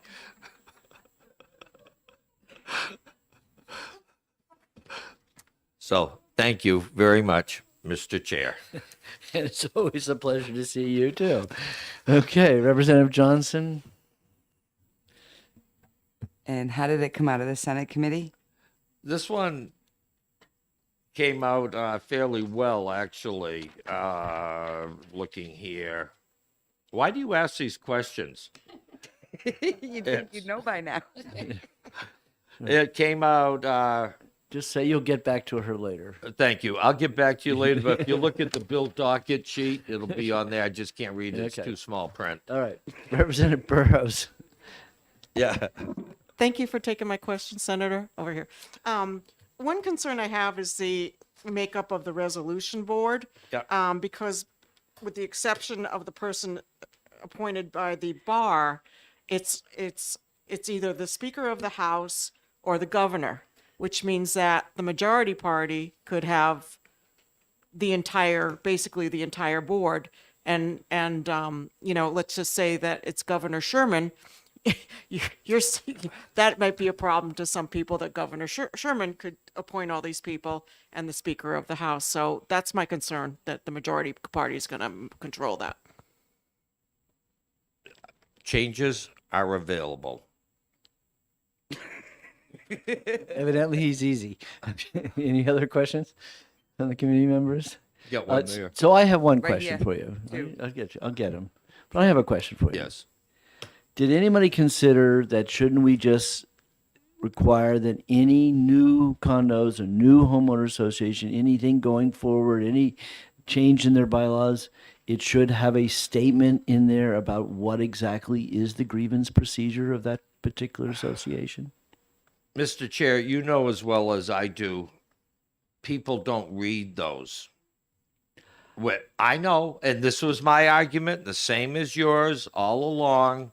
For 6, 7 years, I had the same argument. Do your homework, but it doesn't work. So this would settle it. Okay. I'm telling you, don't listen to him. Representative Allen. Thank you. I sit here all day. I don't get to ask any questions. Thank you for your testimony, Senator French. I think I was on the condo commission with you when we talked about the idea for this bill. We also talked about sunsetting that commission, which I think has been in place 14 or 15 years. Would you be amenable to putting a sunset in this bill? I would. Thank you. Okay. Representative Burrows, you have another question, or Representative Van Houten? Yeah. The way you phrased that, another question? Another, well, you're Yeah, looking at S1 technically. I'll make it quick. Okay. I don't understand item 22 to 23. In the event of a dispute between between a homeowner and the association, the resolution shall favor the property owner. I don't understand that. Why is that so? Page 4. I'm sorry, I should have said page 4. You don't have the You new don't and have those improved. pages. Oh, okay. The new and improved. So that was the original. Okay. Okay. All right, I printed That the was wrong the That's real all been good one gutted. that Okay. we had. Okay, my bad. Thank you. No, it was Okay. fine. All right. Representative Van Houten, you all right? Now you want to give a question? I Okay. do. I have a quick question. Isn't this essentially what exists now? If I have a dispute, don't I go to the board now? And if they say, no, Connie, you're crazy, This is- I could not go, I could go to court as well? I believe this will create a new board that just handles disputes within the communities. Thank you. I didn't thank you for taking my question. Should that be more specified here? That it's a separate dispute board as opposed to the board of directors? It's open. These are all conversations. These can be changed and made better with your thoughts. Thank you. We thank you very much. No, I thank you very much.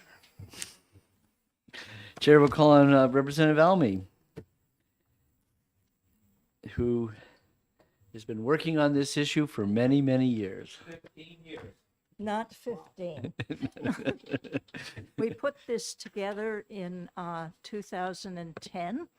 We had 6 months before the O'Brien administration removed everybody who was on it except one who got sidelined. We have had a lot of problem. This Representative Almy on Grafton 13, City of Lebanon, and also on, for a lot more than 15 years, president of my Homeowners Association by popular demand because they couldn't find anybody to replace me when I tried to retire the first time. I've still got interim after my name. It's a small homeowners association. The problem that we have with these associations, condominium one and the homeowners association one, which doesn't occur with the manufactured housing parks. There are already two bodies that take very good care of those in just about every situation that you can create. The first one was created by Representative Senator Judge Gordon, who currently chairs the Too Small Homeowners Association.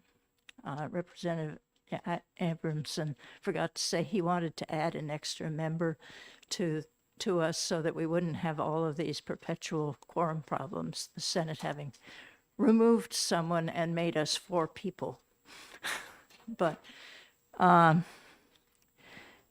the housing, the manufactured housing parks are overseen by the Manufactured Housing Board. Does a very good job of this, and most of the co-op manufactured housing parks, the tenant-owned ones, are, I think all of them probably, have guidance from the Community Loan Fund for the duration of their lives.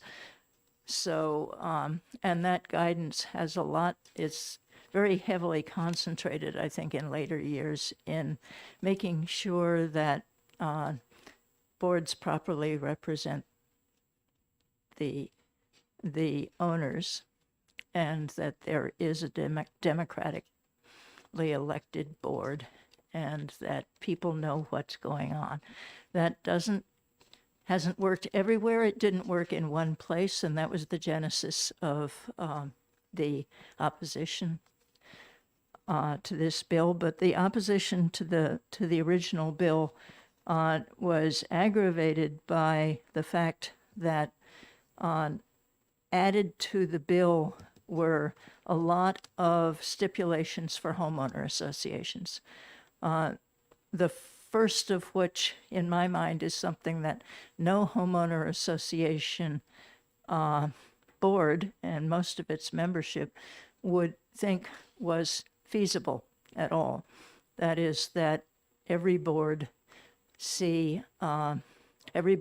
rotate the entire membership of the association through the board in 2-year terms. Almost a lot of the associations are partly or mostly second homeowners. They aren't around. In my small association, we have a number of people who are physically or mentally or both incapable of doing that work, and won't, and several others that are very, very heavy workers. We have a lot of hospital people, and they find it very difficult to participate. So there were a number of other stipulations which a number of homeowner associations, because they vary a lot, would find quite difficult. And a lot of people came out to oppose the bill. The commission got a chance to look at it for, I think it was 15 minutes while we were discussing at the same time. And it was 7 pages long, something like that. So we only discussed the possibility of amending it in the House once it came over. So I am here to ask you to ITL this bill so that we can start with a clean slate again next term on this. And the chair doesn't like this idea much, but the biggest problem we have with the condominium and the homeowner associations is when the board, with or without the property manager, goes bad. Will not allow the owners to see the financial documents, will not allow the owners to vote. There are a fair number of boards that are self-perpetuating over the years, and a number of these places run into major financial problems because of this kind of behavior too, because they aren't properly doing maintenance, and they get a reputation around town for discriminatory behavior, and the property values go down. And then people are faced with, do I sell? I want to get out of here. Do I sell at a bargain price to somebody who doesn't know what's going on? I've had people, one couple that was in my association that a drunkard moved in next door. It was very difficult for them. They waited to sell until he had died because they were honest and they didn't want to sell to somebody that something that we couldn't do anything about. Or are they trapped? Some people walk away from these associations. They just crumble. Half the people have walked away because they can afford to do it. But a lot of other people move into these places as retirees, having calculated exactly how much they can afford to pay for their housing for the rest of their life and can't afford to move away. So we do need something. This is not it. This is what we are doing now, except that it adds an extra step, which is for the people that have decided that the board is doing wrong to ask for a meeting with that board and have the board tell them they don't care, because they've already been doing that for quite a while. And then they can, after that, they can go to the Superior Court, which is the only place they can go now. And that takes at least 2 years of waiting. And I'm not talking about pandemic time, I'm talking about pre-pandemic. And it used to be $20,000. It's probably more than that now to get yourself through this. So it very rarely happens. Things just crumble, or people move away, or they sell to. We've had a couple of people come to us because they'd bought something they thought was great and then it wasn't. So also Section 2, the homeowners associations, there is no definition in the RSAs of a homeowners association. So you need to provide one if you pass this. And that's all I had to say. And I'm sorry it took a bit more than 2 minutes. No problem. Thank you very much for your testimony. Representative Van Houten. Thank you and welcome to Commerce. Hi. Representative, did you, when you read this, or when you, I'm sure you followed this, I know that you've been involved in this very heavily for quite a while. Yeah. Do you read this as establishing a separate dispute board, or having the person who has a dispute going to the existing condo board or homeowners association This does board? not, this talks about the board, governing board of the condominium or the homeowners association or the tenants association. No, they aren't tenants. They're owners in the manufactured housing parks that are co-ops. But if they own it, they aren't tenants. Thank you. But anyway, Sorry. so it's the existing board that is supposed to hear the case about why there is a problem with the existing board. Follow up, please. For the question, you may inquire. Thank you. The senator who introduced this indicated that there is a possibility of making change. Do you think that if it were a dispute board as opposed to the board of directors of the association, that would strengthen this bill? We have a lot of smaller homeowner associations and condo associations. I know of one that's only 4. You can't fit 2 boards into those places, but and it's difficult. I mean, you're talking about volunteers doing what town and city governments do, and smaller towns have problems getting volunteers to be clerk and things like that. But they have the New Hampshire Municipal Association to help them out. These associations don't have anybody above them to help them out, Thank you. except for the Manufactured Housing Board and the Community Loan Fund. We thank you very much for coming in. Thank you. We have one more, Representative Lou Gargiulo. He's in support of the bill, and he says he's representing himself and Condo Associate CAI. the community association. Good afternoon, Mr. Chairman and the committee. I'm happy to be before you today. My name is Lou Gargiulo. I reside in Hampton Falls, New Hampshire, and I'm the CEO and founder of Great North Property Management in Exeter, New Hampshire.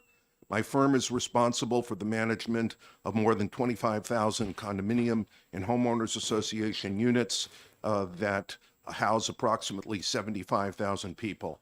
I am also a member of the Community Association Legislative Action Committee. For those of you who don't know what CAI is, Community Association Institute is a public interest group nationally that works for the betterment of unit owners in condominium and homeowners associations across the country. I'm here today to voice my support and the support of the CAI Legislative Action Committee for the revised Senate Bill 324.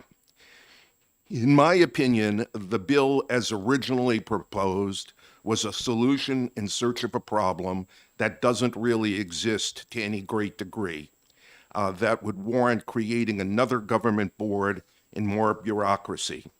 It's important to note, I regress to say, there are 265,000 approximately residents who live in condominiums in New Hampshire, and approximately 107,000 homes and in 2,200 associations. Please take note, I'm speaking in favor of it. Representative Almy is speaking against it. That tells you the extent of the problem. There is a very limited problem. The amended bill provides additional protection for unit owners if there is a runaway board president who refuses to meet with the unit owner who has an issue. This bill compels them to do it. If they fail to do it, then this gives that unit owner, if necessary, additional evidence to bring before a Superior Court judge to say, we have exhausted every effort and the association refuses to meet with us. I think this is a reasonable compromise. The unit owner has to be responded to with a meeting within 30 days, and the board has to respond to them in 30 days. So it gives a clear trail for the unit owner if, in fact, they're being abused. If the parties don't come to a mutually acceptable resolution, they can still bring the issue before a court of competent jurisdiction. I believe the amended bill is a reasonable compromise that will move the process along if something does exist without the state's interference or expense. Keep in mind, if there was, as proposed before, a board created, people from all over the state would have to come, they would have to pay a fee. Either side in that dispute would end up appealing it to the Superior Court, and it would cost double the amount of money. This provides local control over a locally elected board and provides the unit owner a relief if they feel they're being abused and provides them a trail of that relief if the matter has to be taken forward. I ask you to find this bill good to legislate and move it forward to the entire House. Thank you. Great, thank you. Any questions from the committee? Representative Van Houten. I'd just like to follow up on my earlier questioning. Is it your interpretation that there would be a separate dispute board, separate from the board of directors, to whom someone would bring a concern? No, that's So- not how the language is written in the board. And on that point, I agree with Representative Almy. There are not huge, some of these associations in New Hampshire are very small, and to create an additional board would be a cumbersome issue, and I don't see any need. I think, though, this board forces the association, if for some reason a board member or a board refuses to meet, this compels them to do it. And it will be in the governing documents of the association. They have to amend their bylaws accordingly. Follow-up, please? Follow-up question, Madam Clerk? Just the same line of questioning that I've asked the earlier people who've testified. So in essence, with this bill, and I should clarify, I am a condominium owner and occupant, and I have served on boards in other states. But I'm not speaking for myself. I'm speaking about the experiences that I've seen. Based upon the idea that the complainant would go to the condominium board of, I'm using condominium, but I know it's more extensive. The complainant would go to the condominium board that currently exists, that currently, if I have a concern and I don't get any kind of recourse from the condominium board of directors and I go to them, they're the same people that I have a complaint against. Can I expect to get a resolution that's fair and just? I think you can. I think most people on boards are there for the right reasons. I think there are very remote situations where that may not be the case. I deal with many boards. I serve on boards myself, and I think in most cases they will. I have heard of cases where a board refuses to meet, and they say, we're just not doing it. And I think this bill corrects that issue, because if they don't meet, they're violating both the letter and the spirit of the law. And I think that puts them in a very difficult position if the unit owner decides to bring it to the Superior Court. So I think it serves a significant purpose without creating more laws and more infrastructure for people to pay more money to go to. So I think this is a relief that wasn't there that will be helpful. Thank you. Great. Thank you very much. Thank you. So I have, it looks familiar to me, Bonnie Glores and Louise Ribcon. Yeah. I shouldn't remember your name already, but I guess I'm. Nobody can spell my name. That's what the good part is. Then they Okay. can't find me. They're looking for me. So you got, one of you wrote 5 minutes, the other one blank. So hopefully you get that. We have heard this issue many times before in this committee. This obviously is a new version, a new solution. So I guess if you can focus on why this one is so great, that would be good. Good afternoon, gentlemen. As you know, my name is Bonnie Gories, and I'm here today representing myself, Louise Rideout, and John Murphy from Bearview Crossing Cooperative in Allenstown, and he could not be here with us today. As you know, we are in favor of SB 324. We need a mechanism within each cooperative to handle complaints relative to the bylaw violations, whether the violations are tenants of the cooperative or members of the board. If a resolution cannot be reached at the cooperative level, the tenant still has the ability to challenge the issue at the Superior Court. In our community and many others, complaints are not addressed by the boards, leaving we as residents without a voice. The bill is a step in the right direction to protect our rights and interest of the tenants in all resident-owned communities. Thank you. Louise? That was a model of brevity. Thank you. Pardon me? That was very brief. Thank you. I didn't want to put you to sleep. Go ahead. Hi, my name is Louise Rideout, and I live at Bearview Crossing Cooperative in Allenstown.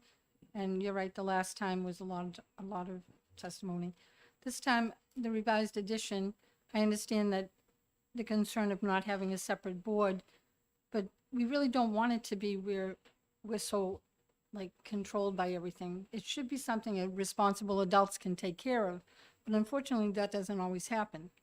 So some type of a guideline is very good, and it's important because, you might have a board that you can work with, or you might have a board that you can't work with.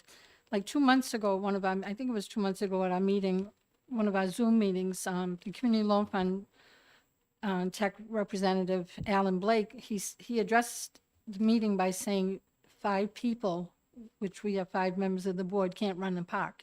So in that regards, you have to understand that happens sometimes.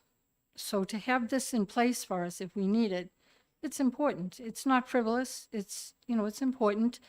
To have a separate resolution board would be nice, but if we can't do that, we're adults. We're homeowners. We're adults. We should be able to, get things done. One thing I would really like to address is that this bill, as it states about the bylaws, when we became a co-op 3 years ago, in 2019, we used the templates of the Community Loan Fund. It was kind of like, this would work best for you. And at some point, we tried to adopt different bylaws, which there was a lot of opposition against. Bylaws that would probably better suit our own community. So that didn't help a little bit. The one thing that I would hope that this would address too is that you wouldn't have third-party entities like Community Loan Fund or anybody else that would want to, you know, sway the board and have the board maybe adopt what they want instead of what is best for the community. And when that happens, it really causes a lot of problems for the homeowners, because now you have a board that could be influenced by outside people telling them that, you know, you should do it this way, you should do it that way, you know, get rid of this person, get rid of that person, instead of us being able to have this. So this is really something that can protect people who are being targeted and, you know, having the board, some boards in place being swayed by outside parties, which I don't think should be. It should be right in within our own community and our own, we should be adults and be able to handle it without any interference from any other sources. I thank you for listening. I want to just say something about what you just said, and Louise is absolutely right. We don't need anybody to sway the board that's in place right now. You have people on the board who might not like Louise, who might not like me, and we have to bring something up to them. We're not going to get anything. Do you know what I'm trying to say? Yep. We had, for instance, last year, we had someone sitting on the board that was not following the bylaws and tried to take 5 people out off the membership and then throw them out of the park. That was not right. They did not follow the bylaws. The people that were in place on that board did absolutely nothing. A technical advisor didn't do anything to advise them that what they were doing was incorrect. So consequently, we had 5 tenants that were beside themselves because they said, well, where are we going to go? We own this house. Now we're going to get evicted because I've got a moped sitting on my lawn. Do you know what I'm trying to say? So we need protection ourselves. You know, not everybody's personality matches. Not everybody's going to agree with everybody else. But when you have a board in place that has issues with people in the park, you're not going to get fair decision from them. Representative Greason has a question. Thank you, Mr. Chair, and thank you, ladies, for coming for us again. You are in support of this bill? Yes, sir. Okay. As I read this, there is nothing to protect the owner from retribution for having sued, if it goes to that. So they can't get satisfaction at the board level at the park or the condo association. They have to sue, but there's nothing to protect them against retribution against the owner, even if it's satisfactory, regardless of the outcome of that suit, for or against. Would you be amenable to something that would specify protection against retribution? I would. Yes, I would too. In fact, we need that right now. Probably even more so. Yes. Yeah, no kidding, right? Representative You are Bealow. painting big targets on yourself. Thank you. Thank Yeah, someone said that to me when I walked into the house the other day. They said, what's that big red dot on your back, Bonnie? Can I just share something? I'm sorry to interrupt, Okay. but when I bought this home in 2018, it wasn't a co-op then. Heinz owned it, Holiday Acres. And when I bought it, I have 4 children and 3 grandchildren. And my youngest son, who's in the hospital right now, he was participating to help me in the process. And I tried to teach him a little bit about the process of home. I owned homes before in Mass, but this was a different situation. He was old enough to learn. And my 2 young grandchildren love coming up there. And I am a responsible homeowner. I, maintain my property. I care about my community. I care about my neighbors. And right now, the bullseye on my back is so big that I feel like, this is something. It's better than nothing. That's right. But I do like the fact, Representative Greason, that you would like to see about including some type of, For retribution. yeah. Yeah. Thank you very think much. that- I yeah, appreciate we that. thank you for bringing that up, because Thank you. And just to mirror what she said, I've only lived here for a year and a half. I took all the money that the VA gave me after fighting to make my husband a service-related disability. I left my family and friends behind, came up here to live a nice, peaceful life. let me tell you, when I have to keep my curtains closed during the day and I have to buy security cameras because my people in my park are targeting me because people on the, we'll just leave it like that. I'm just going to end it right there. Pardon me? Okay, thank you very much. I have a Yeah, oh, Representative Bealow right. has a question? Yes. I'm sorry. Thank you, Mr. Chair. Thank you for taking my question. Can you go to Superior Court now? No, we don't When have you're- any recourse right now. I'm not sure. It Their, just we can talk offline, but their Okay. issue was what the way the transaction occurred. because I just would you believe I've been to Superior Court with condo owners who have been targeted. It does happen often, Yes, it does. often. Mhm. And we went to Superior Court to challenge the board. And they won, but they had to spend thousands of dollars. You know what, and I can understand that, but in some instances, like for Louise and myself, who are targeted again, to me, it would be beneficial because somebody has to stand up for what's right.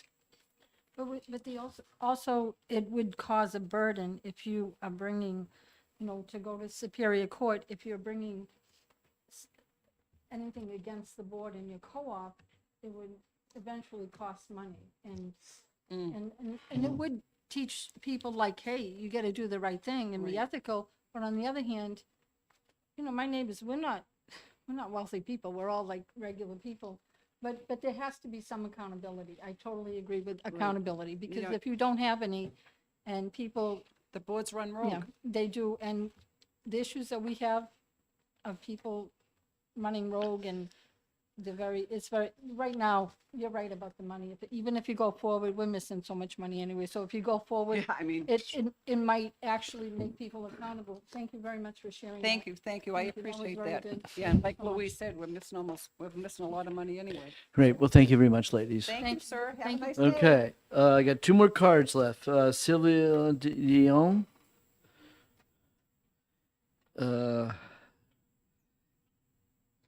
Representing RMHV Co-op Inc. and Tenement Manufactured Housing in Guilford, New Hampshire. Good afternoon.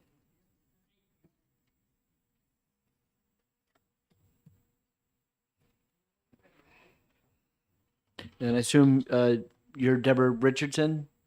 All right, perfect. So the two of you are going to wrap it up for us. Hopefully it'll be less than 10 minutes. Okay. You have to turn that little, yep, perfect.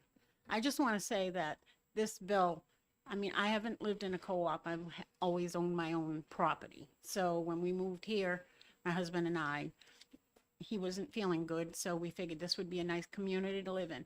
But what I'm finding out, and I was on the board for only 8 months because I was the first person to be different from the man that's been running it for 11 years. And in the 8 months, every month, I had issues because he would stand outside because he wasn't on the board and tell everybody to come in and complain to us about what we were doing wrong. I've never been on a board before, and I said that right off the bat, that I'm new at this. I'm willing to learn, but it was constant every month. And finally, after 8 months, they put a petition on me and my whole board that they wanted us off the board because we weren't doing things their way. Now, as of this day, pretty much 4 of them are still on the board and this was 3 years ago. So they're all back on the board what they want. But what I'm saying is our board anyway is if I like you, you can do this, but if I don't like you, it can be the same thing as my friend and you're not going to do it. And it's constant, I mean, the man that I talk about, a lot of times he asks for a lot of our issues with our people in the park, with neighborly issues, because he tells one neighbor one thing, and he tells the other neighbor the same, a different thing. And so that causes conflict from neighbor to neighbor. I'm just saying, I think that the board needs more accountability because they don't follow the bylaws or our rules. They make up their own. They feel and half of them don't know what the bylaws and rules are. So they don't even read them before they go in. So I think this will help. If they need accountability, and we need to be able to have a voice, because you go to them and they just shrug it off like you're just, I mean, my husband and I, anybody that speaks with us is targeted. They won't talk to them. I've had a new neighbor that moved in across the street. They will not associate because they talk to my husband and I, because they call us the troublemakers, because we started with Karen Susie and Senator French. And I mean, so we are the biggest troublemakers in the park because we went ahead. And Sylvia, of course, she made headlines in our little paper, so she's a big target. Okay. So thank you very much, but I approve. I wish this bill would go through, some kind of help for us. Great. Thank you. Thank you. I agree. Everything Debbie said was true. The only thing I have to add is that we did try to get a lawyer because of all the conflicts in that. And they didn't want any part of us. And I think it's because of this gentleman, he's not a gentleman, this person that's caused the trouble. He's been a president and everything else for 11 years. And sadly, he's my neighbor. So that doesn't help matters. But what I want to say is we do need help someplace. We couldn't get it from Rock. We couldn't get it from lawyers. We didn't know where to turn until we called Harold French and Karen. And that's where we got started to get some help. But it's a shame that you live in a place that you have 4 or 5 people dominating everything. They won't lately, this existing board will not tell you anything. And they didn't have meetings for 4 months in a row. And one said to me, and from another board, if you don't like it, leave, which is very nice. And she was the same as this fellow on the board that just gives you trouble after trouble. He doesn't like me because I will answer him back. And most people are afraid to answer him. And so naturally, being neighbors, we have conflicts.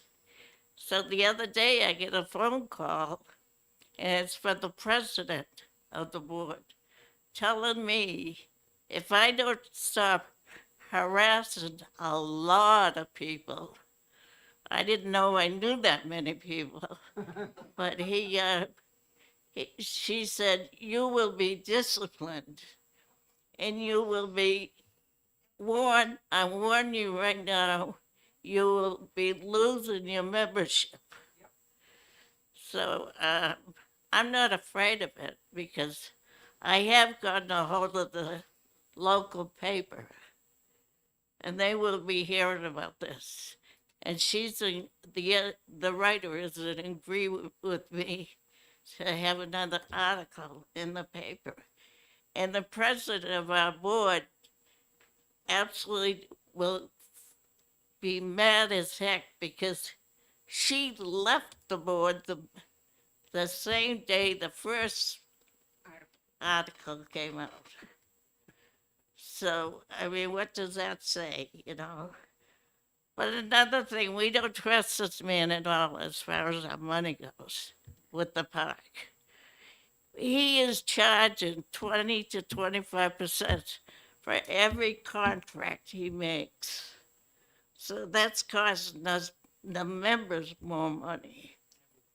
But he denies, well, he's a perpetual liar anyways, and he denies everything. So you can't win with him. But we need help. That's what we need. We thank you for coming here and sharing your stories. Thank you It's so very much. helpful. But we do have a question, Representative This is Burrows. really quick. would you believe that you said that you're troublemakers? You are good kind of trouble. Thank you. We're vigilantes too. Yeah.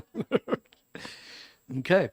Having no more cards, we had 2 people in support, Senator Carson and Senator Reagan, and 3 people in opposition, Curtis Howland, Jason Osborne, and Paul Warsowitz. And with that, I will close the public hearing at 1:15 or so. Not me, I'm going across the street.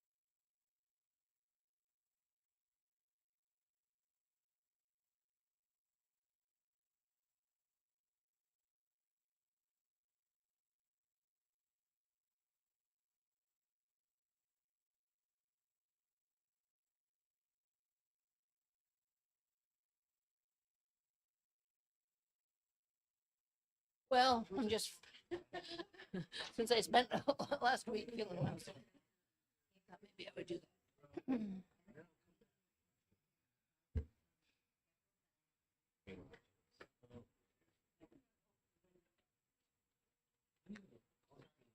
What do you think the mood is on that marketplace?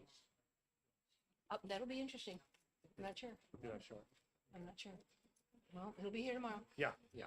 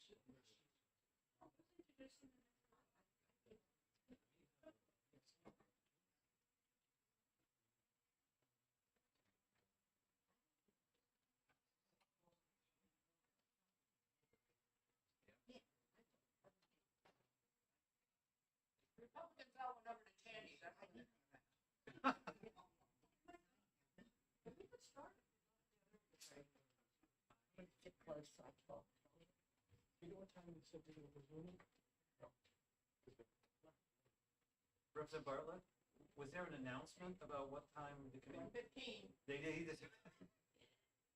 But the chair's there. They probably went to candy. They figured it's safe to stay there with the chairs. Oh, me? I don't get anything in the chat. Hey, you got things to do. I was trying to move the other bills along, but they weren't gonna move.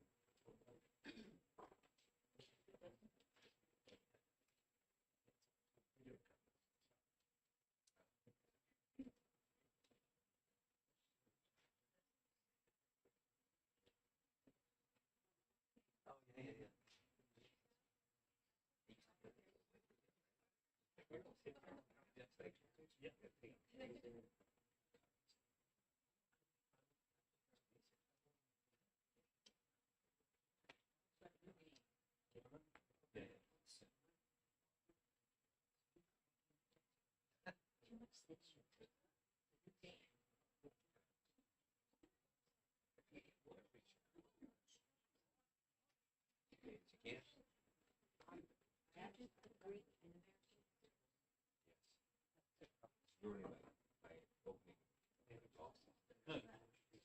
This weekend and then next week.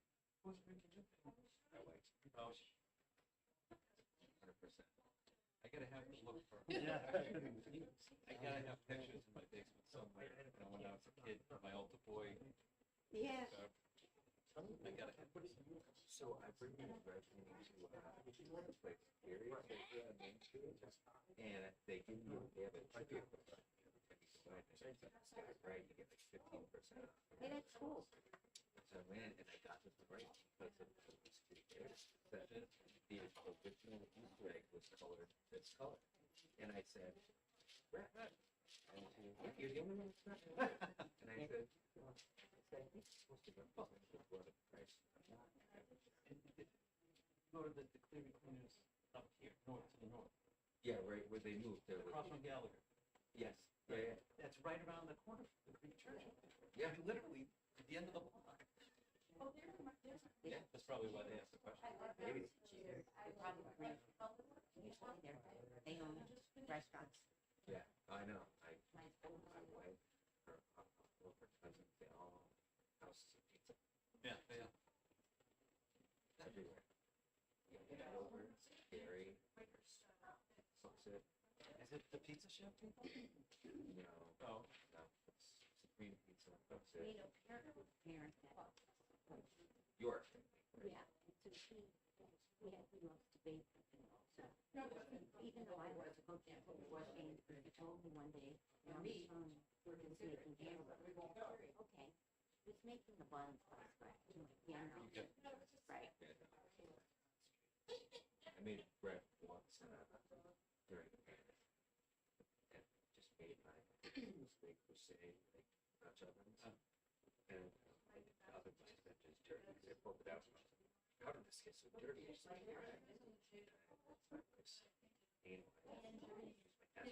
Oh, jeez. as bad as I can. Got my getting Like in a French. I love fresh bread. I mean, and that's my Achilles heel. So fresh bread. Right. That's what I have a machine. And I like all the peanut, but I think that's like my junk food.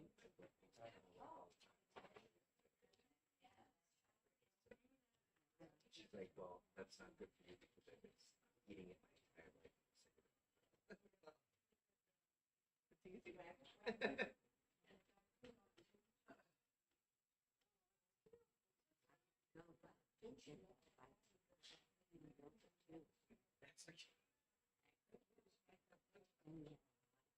Oh, no, this is.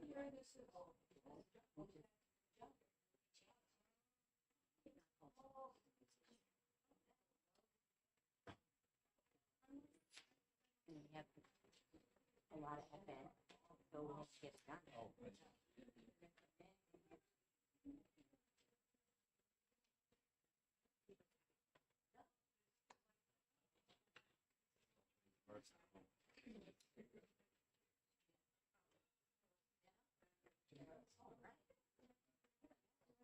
I'll be back in London. There you go. very sensitive. Ooh, I have fish gates.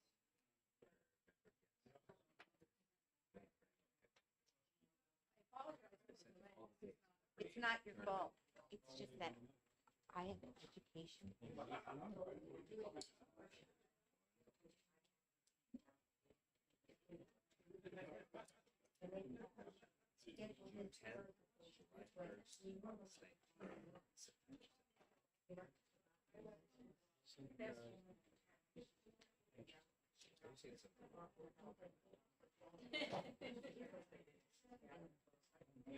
Hi.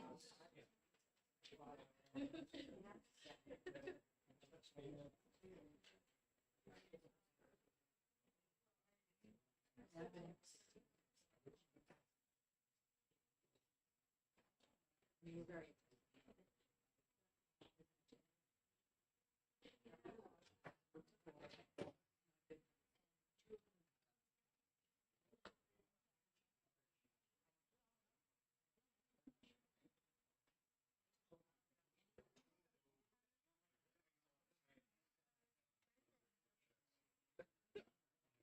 Thanks.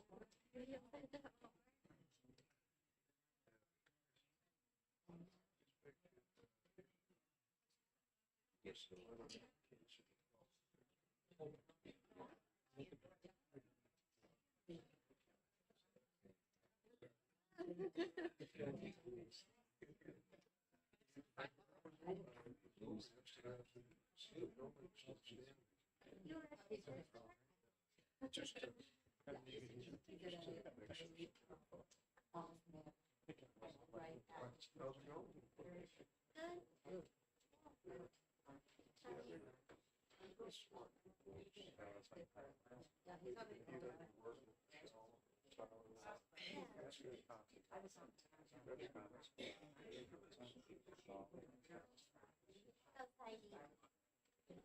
Yeah, she's great.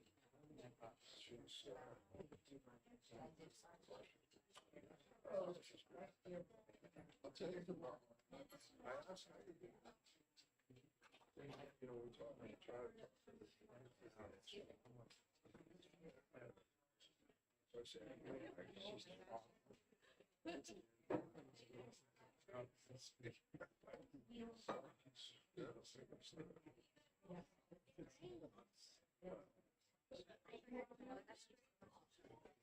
oh, yeah. Well, you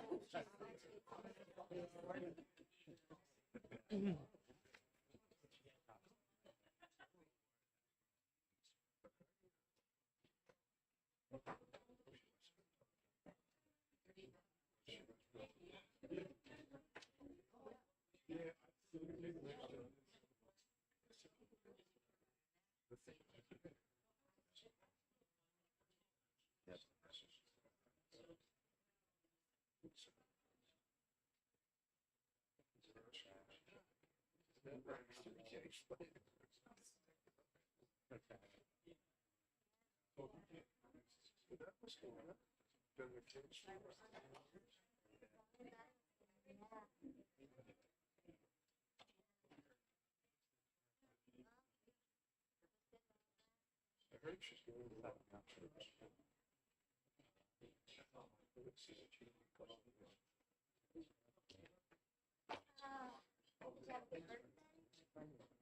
Yeah, that's right.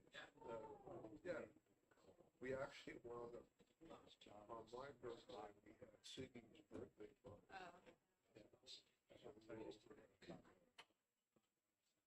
Their place. So I was 6.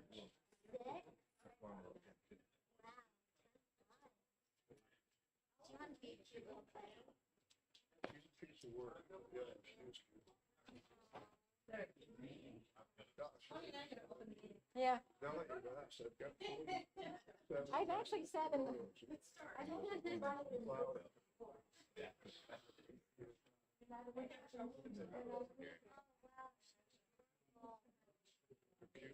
Having her afternoon tea. Yeah, exactly. Yeah, the big one too. Very cute. See the matches.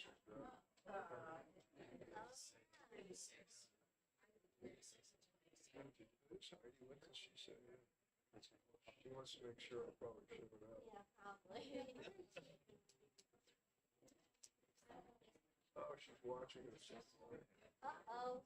Yep. All right, Donald, well, see you.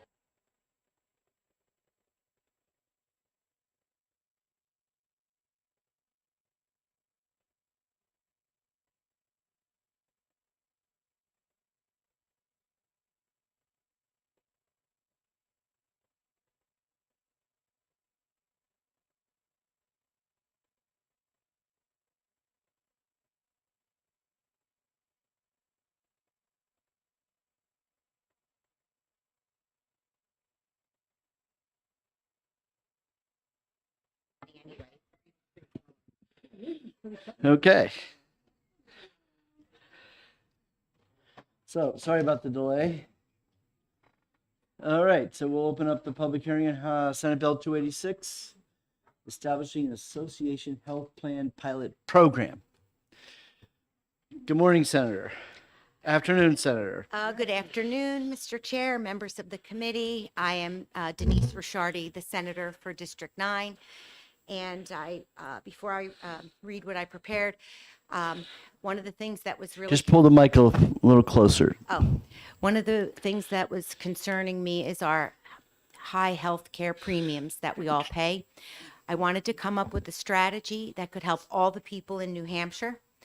And it's a little difficult trying to go straight forwards with the Department of Insurance. So I opted to do a pilot to give it a good run. So I'll read for you what I prepared. Senate Bill 286 would direct the Department of Insurance to set up a pilot program for the establishment of association health plans. The high cost of health insurance is a burden for families across the country, And New Hampshire, unfortunately, we face some of the highest health insurance premiums in the nation. These high costs not only hurt our families, but make it harder for New Hampshire companies to attract employees and help our state's economy thrive. We have tried top-down Washington solutions to make health care more affordable. They don't work. We need to bring more choice and more competition to our health insurance marketplace. And HPs are one way to do that.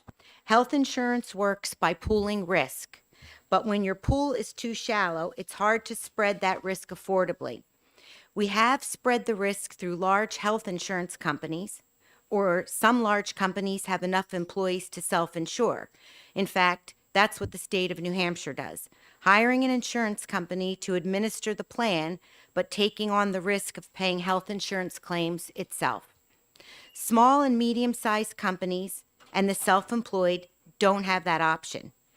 If we could give it to them, it would be wonderful. What if we allowed small companies to pool together to share that risk?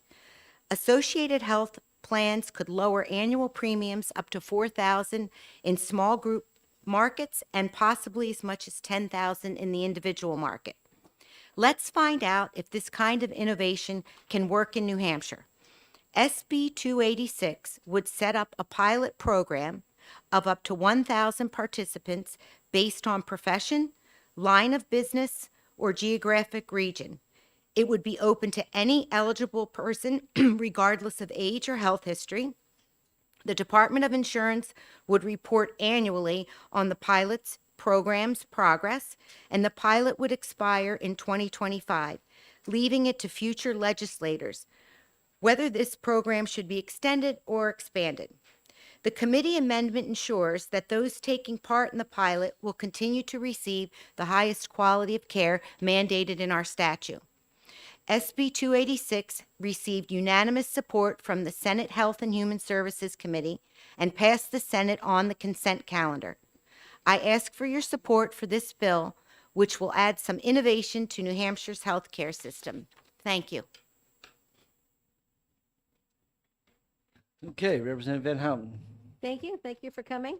I would just like to ask you for a definition, at least as used here, of association health plans. It's a term I'm not familiar with. Okay, so association health Keep plan. sure you're close to the mic because we actually Okay, sorry. record your. I always think I'm so loud.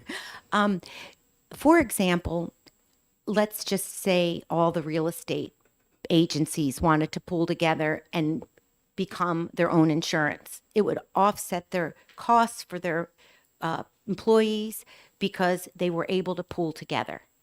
You could do it for any business could pool together that's like-minded. And I think it would be a really great way. It's a test. It's a pilot.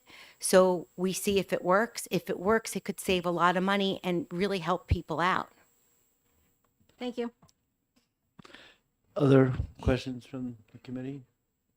Representative Johnson? Thank you, Senator, for coming today with this bill. What would the cost be for the state to get this?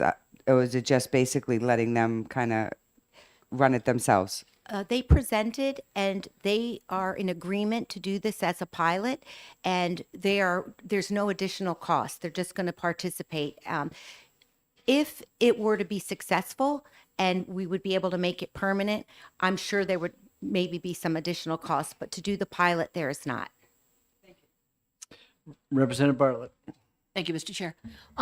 Where would the actuarial tables be coming from to set this up, and would all comers have to be accepted? So regardless of physical condition. Thank you for the question. Everything is going to be under the Department of Insurance. They've agreed to do this pilot, and it will not exclude anyone. We have those mandates set up in New Hampshire, and we are not going to change that. So regardless of health or age, you will be able to be included. Representative Burrows? Thank you for taking my question. Quick question. I know it's limited to 1,000 participants. Is there a minimum number of people in each association?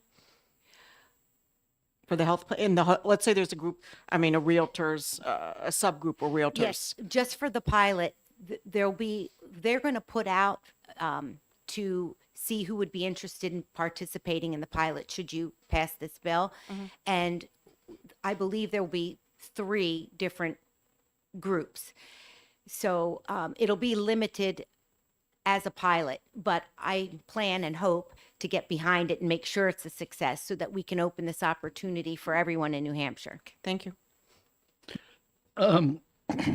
So I realize you're a freshman senator, so you're maybe not been around or known a lot of health insurance stuff.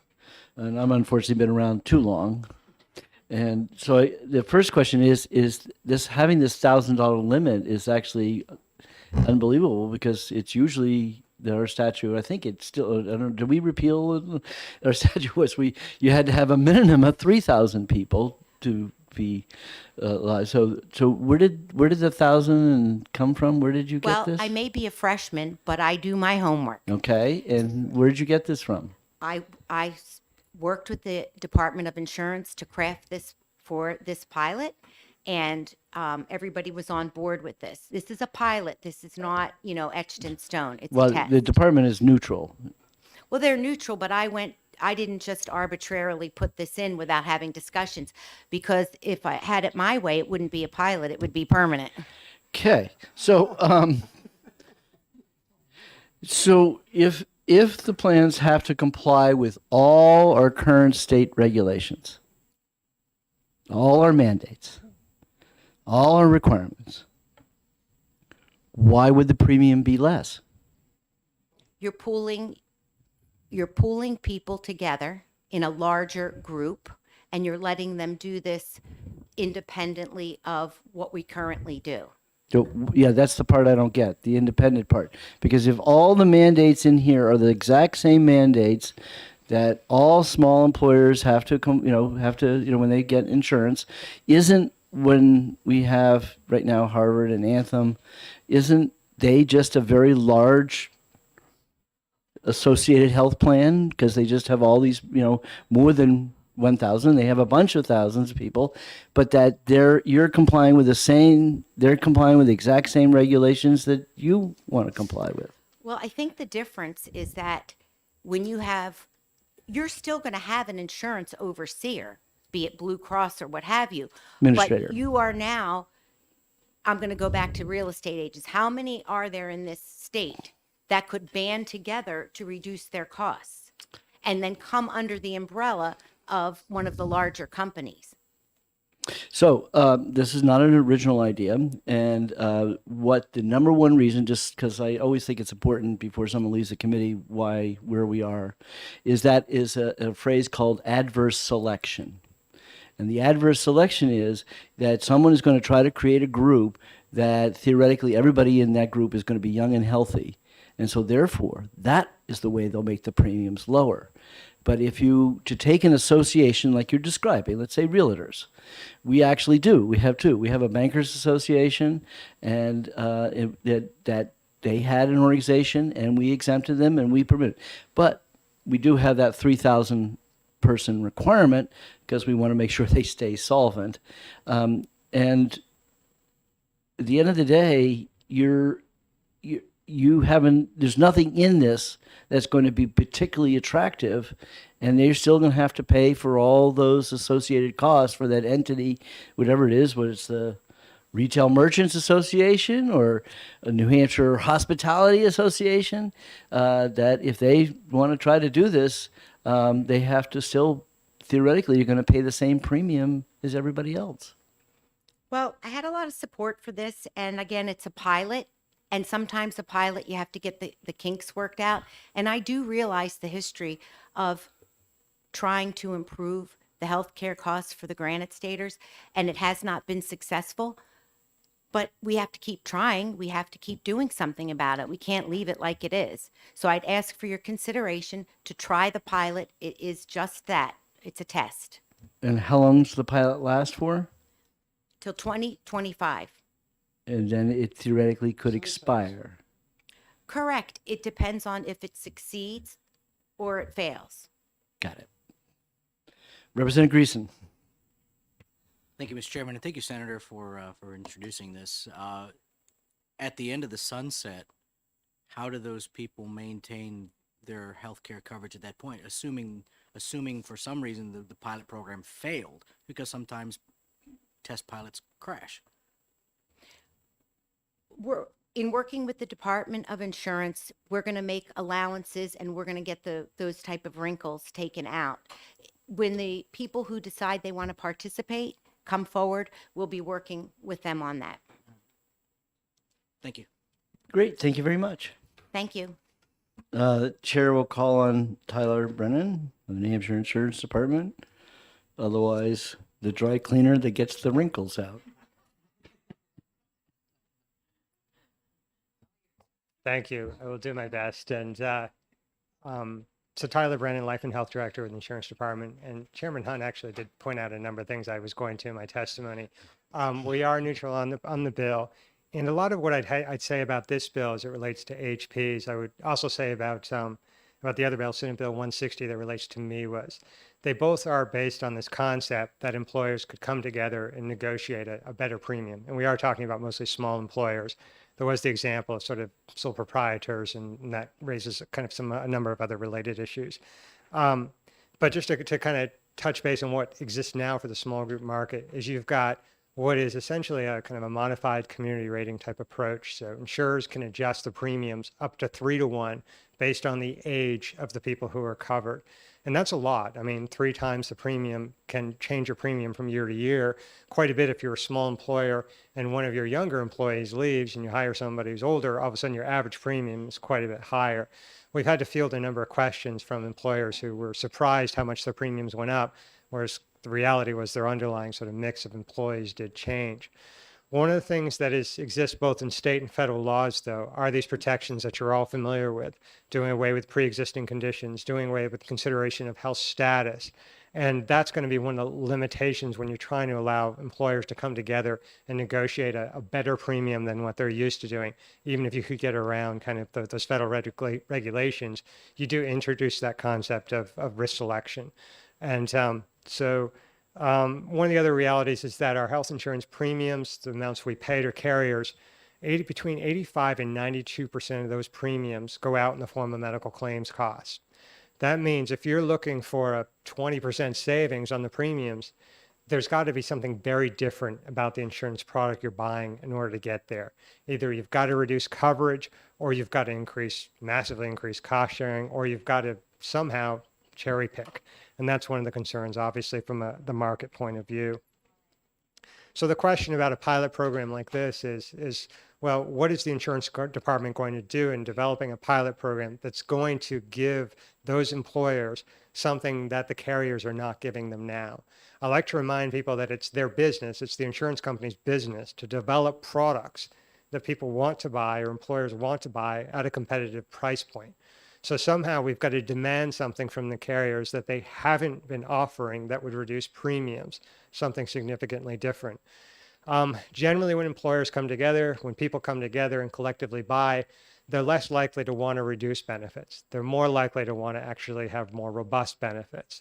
Even when you look at the products that are offered in the individual market versus those in the large group market, you'll see narrow networks in the individual market.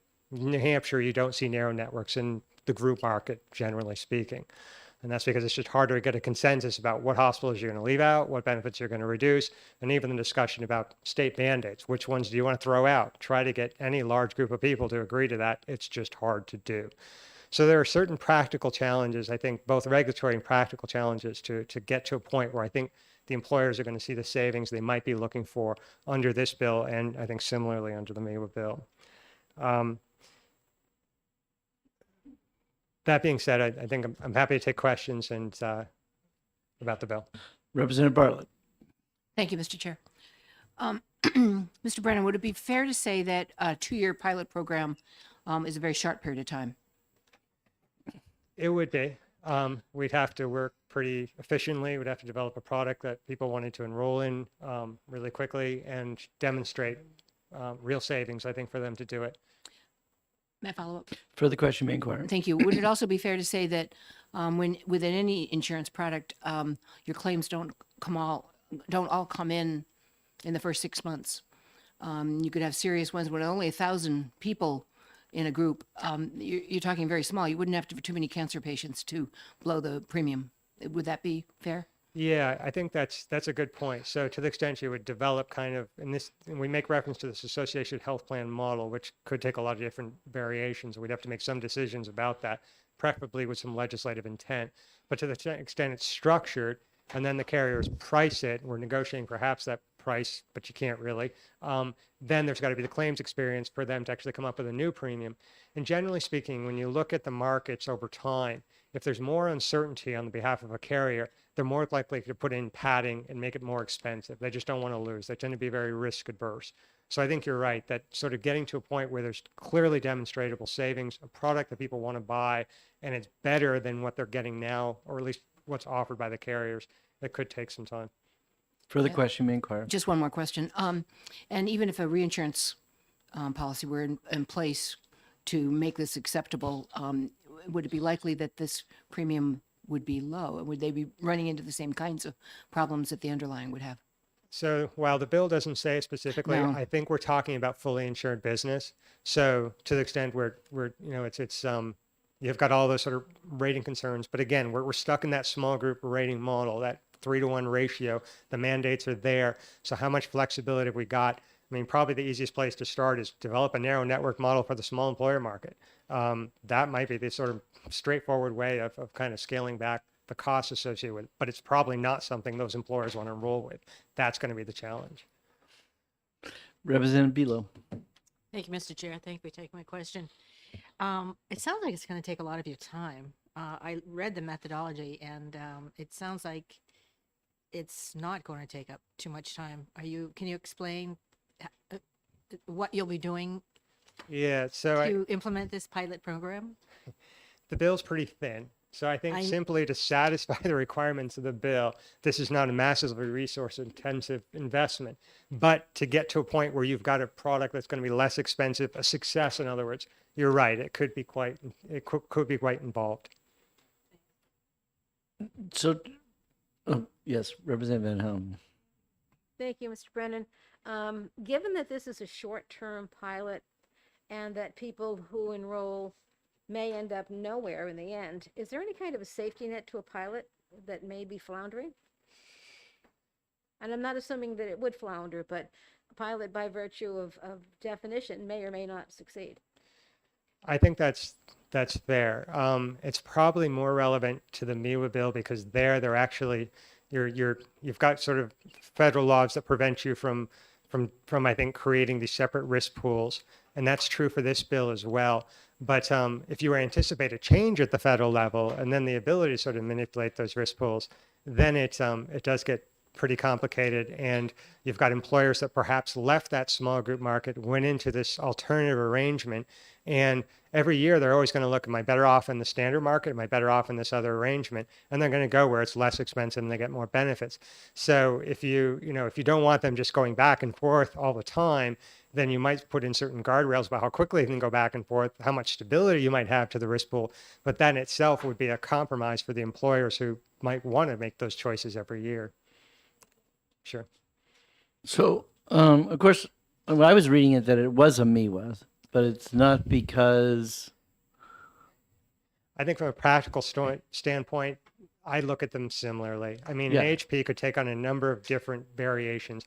I mean, one option is you're simply coming together as a bunch of employer groups. You're buying everything from the health insurance carrier. Another alternative is no, you're actually taking on some of those responsibilities from the insurance carrier. You're doing your own negotiation with healthcare providers. You're developing prescription drug formularies. You're doing a lot of things the carriers might otherwise. That might look more like one model or the other. I mean, to me, a MEWA is much more sort of that it's not just insurance. It's, you've got multiple employer welfare arrangements that may have benefits outside of insurance. Right, but this was more modeled after the exemption when we did 11, like the Bankers Association and the Yes, auto dealers. I think that's did, but it was a group because it was industry, Yep. which I know that retailers and hospitality had been thinking about. Because so what is the current MIWA law now? Do we still have one on the books? So in terms of somebody wanting to start a new one, or do we? I know we had bills to bring the 3,000 down to 400. I think you're thinking of the purchasing alliance, and there in the MIWA bill, there's Right. a requirement for them to qualify as a purchasing alliance, and it was 3,000. I think it's 500 now, and I think that MIWA 500 bill was now. moving it to even to 250. And this is basically lowering the threshold for potentially creating a separate risk pool, again, if it were permissible under federal law, which it's not. So what's the federal law? The federal law simply requires the single risk pool in that small group market, not splitting them out and allowing you to create a separate risk pool for healthy people that can buy insurance at a lower rate. Okay, help me again. Yeah. That's why you're coming together, because you think you're attracting healthy people. I think that's the fundamental question is what do you expect to benefit from coming together? And if it's going to be a separate risk pool that's going to be healthier people, and that's why your premiums are going to be cheaper, The adverse that's selection. prohibited now. Well, obviously, yeah. Right. Okay. If you think it's a matter of coming together because you could coordinate efforts, you could come up with a new benefit design that the insurance companies don't offer today, and you would demand that, then perhaps there's some opportunity there. Okay, now I got a question that I don't think anybody's ever asked you. If I wanted to start one of these plans, if I wanted to start, how much capital do I have to begin to get this thing off the ground? How, in terms of people who come into the state and, let's say Tufts came in and left and back and merged. What does it cost to get one of these things up and running in the state of New Hampshire? It would depend how it's structured and how much sort of risk that organization is taking on. That is, though, one of the concerns is that if you end up with an entity that actually acts as a middleman, is collecting premiums from those employers, Right. you have to be concerned around solvency. And that's the reason, that's one of the only examples of why in New Hampshire we do have the ability to regulate self-funded MIWAs. Okay. But at the end of the day, you have only 2 years, and then the claims history of that 2 years could go out multiple years, the tail. I think the expectation that this would result in a lower cost health insurance benefit design is going to be tough to meet, very difficult to meet. Bingo. Okay. Any other questions? Seeing none, thank you very much for your testimony. Thank you. Curtis Berry left the room. Henry, you don't want to testify? No? Okay. No? Nope. I don't. You want to, Kristen, okay. You might just go out there and find out Curtis Berry and tell him that he's on. Do you know who he is? Do you know? Yeah, okay. So Henry Bayou here on behalf of the New Hampshire Lodging and Restaurant Association. We don't really have a position on the bill. The New Hampshire Lodging and Restaurant Association is not looking to set up their own health plan, but they are still interested in exploring having what the National Restaurant Association puts together, be able to sold here in New Hampshire. It is sold in some other states. The department was very helpful. We met with the department, and we're still trying to gather some information, but we don't really have a position on this bill because the group is not looking to. That was establish not its the own- angle you guys were going for. Yeah, so if the pilot was set up. Some don't reason think- I thought this was yours. But No, this is not ours. No, I know No. better. Okay. Thank you. Henry Bayou. You said? Okay. Well, he can, I think, do we have written testimony from him? But, okay. Okay, 286. We have 5 people in support and none opposed. And we have in that support, we have Senator Riccardi, we have Senator Bradley, and that's all. So, and with that, I will close the public hearing.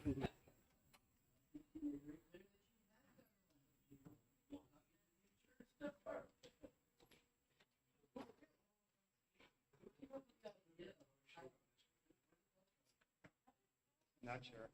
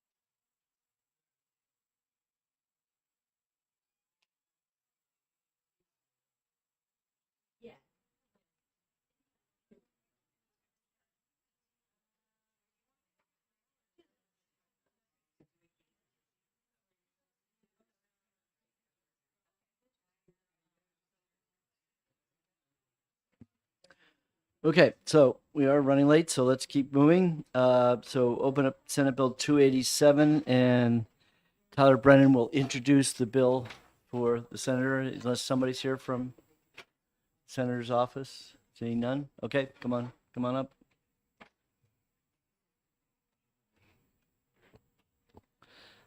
So Tyler Brandon, Life and Health Director with the New Hampshire Insurance Department. I am introducing Senate Bill 287 on behalf of Senator Bradley. This is a bill that was a request by the Insurance Department. It deals with the No Surprises Act, and it deals with balance billing. New Hampshire has a balance billing protection law on the books, as we have for 4 years. The No Surprises Act went into effect in January of this year. So we have a federal law that applies to insurance requirements and protects people from balance billing and surprise billing. We do have a position on the bill. We are in favor of it with the amendment. I can go into my testimony, or I can take questions as I'm introducing it. I'm not sure which you prefer.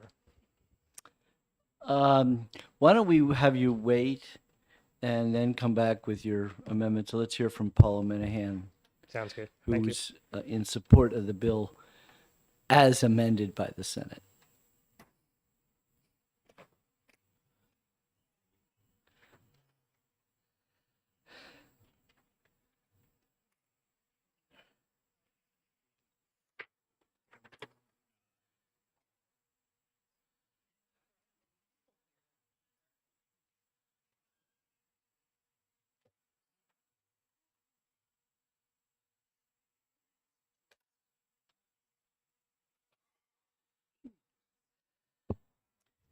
Good afternoon, Mr. Chairman, members of the committee. For the record, Paula Minahan, Senior Vice President, State Government Relations with the New Hampshire Hospital Association, representing all our hospitals. We do support Senate Bill 287, and as the chairman said, as amended by the Senate. We understood from previous conversations with the Department of Insurance why this legislation was introduced, and the current law regarding balance billing is not consistent with the Federal No Surprises Act, and the department attempted with the original bill as introduced to codify in state law the provisions in the federal law. The issue with the original bill for us, for the Hospital Association, was that there were some outstanding questions with the federal regulations that are currently being challenged in federal courts. In addition, Senate Bill 287 includes exclusive regulatory authority for the Commissioner of Insurance. We worked on the bill with other stakeholders and the department during the Senate phase to address some of those provisions that we had questions and concerns with. And as a result, the bill was amended to reflect those provisions of the original bill that all stakeholders could agree to. What I think is important to mention during this discussion is that the patient or the consumer is protected by the federal regulation as well as the bill before you. There cannot be any balance billing by an out-of-network provider as outlined in this Federal No Surprises Act. Further, the provider and payer, if there is a dispute, can follow the federal dispute resolution process. Once other areas of the federal regulation are resolved, future legislation can be contemplated to codify the federal requirements, and that's our position anyway. And we thank you for the opportunity to testify. Okay, do we have questions from the committee? Yes, Representative Bealow. Thank you, Mr. Chair. Thank you for taking my question. I went in for procedure about a month ago, and I was surprised to see there was a statement in there, or a couple of sheets about balanced billing, because I had, questions, and it really answered a lot of my questions. Is that the Federal Balanced Billing Act, or? I believe it is, because as Mr. Brannon said, it went into effect in January, Yeah. so they should be following it. So yeah, I bet it was. Very clear. Good, Thanks. good, thank you. We have been working with our hospitals to ensure that they are in compliance. And there are toolkits that I think they have tried to implement to make it consistent, because I think it's also important for folks going from place to place that you're seeing something similar. Yeah. Okay, so what I'd like to have, rather than having you respond to the insurance department's amendment, I was going to let you come up. Let's have them introduce their Sure. amendment, and then you can come up and respond to it. Okay? All right, Tyler, you're back on.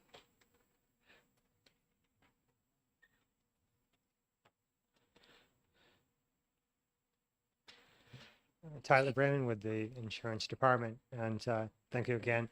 So before I spend too much time talking about the differences in the bills, I want to make sure we're all on the same Pull it page. closer, yeah.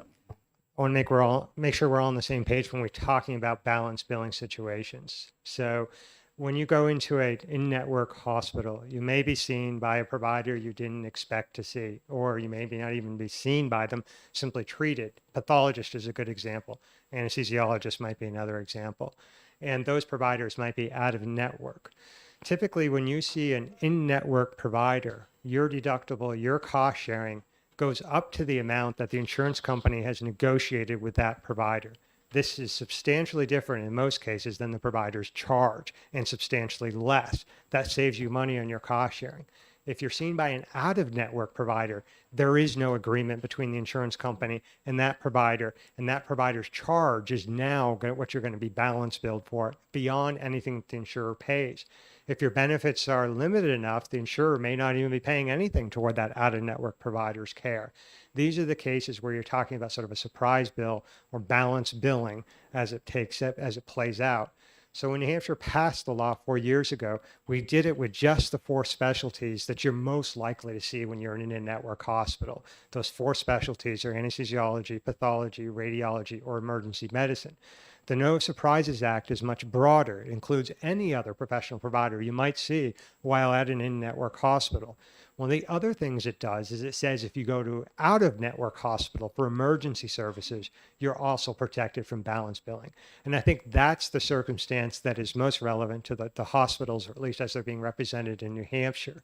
Most of the time, your networks in New Hampshire include all of our hospitals. There are a couple of examples where the hospitals are out in network, primarily in the individual products, and they're also primarily the HCA hospitals, which are the for-profit chain that owns Frisbee, Parkland, and Portsmouth. And they objected to the draft that we had both in the original bill and what the insurance department proposed as an alternative amendment that we thought might satisfy some of the confusion around what the federal requirements would be. What actually came out of the Senate is removing the insurance department from resolving disputes about how much an out-of-network provider would be paid if they're not already in that New Hampshire statute, those 4 specialties, in other words. So if there is a dispute about how much one of those hospitals might be paid, it would go through the federal dispute resolution process. The actual amount, as it was indicated, is somewhat being challenged. Part of the reason for that is because it had a very straightforward methodology. It referred to this QPA, this qualifying payment amount, but it was basically the in-network median amount. The federal guidance evolved a little bit. It said, okay, well, that's a starting point, but you could actually consider other arguments. The New Hampshire law makes reference to commercially reasonable.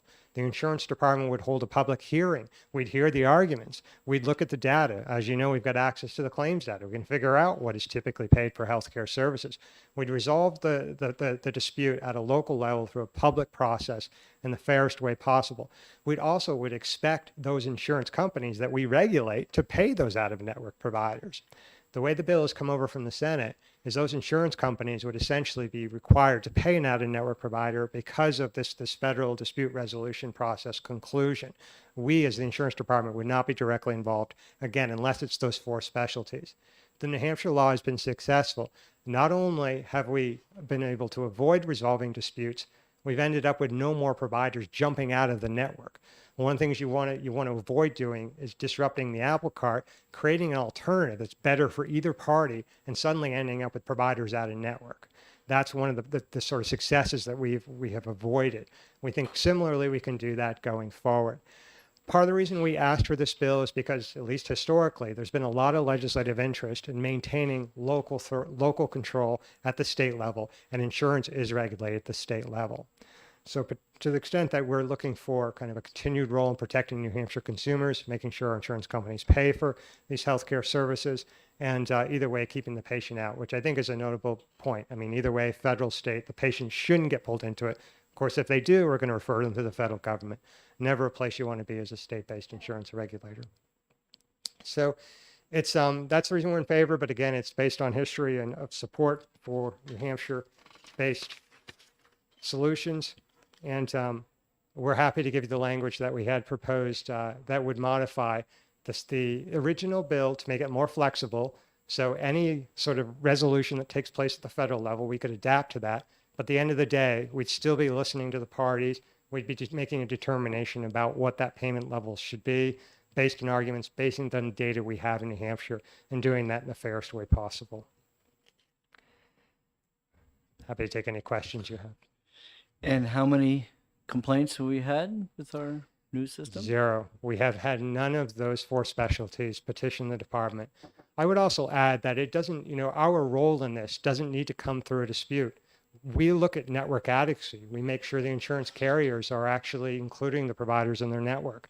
If they have left out a key provider, then we would ask, or one of the providers that needs to be in the network to meet network adequacy, we'd say, have you made a commercially reasonable offer?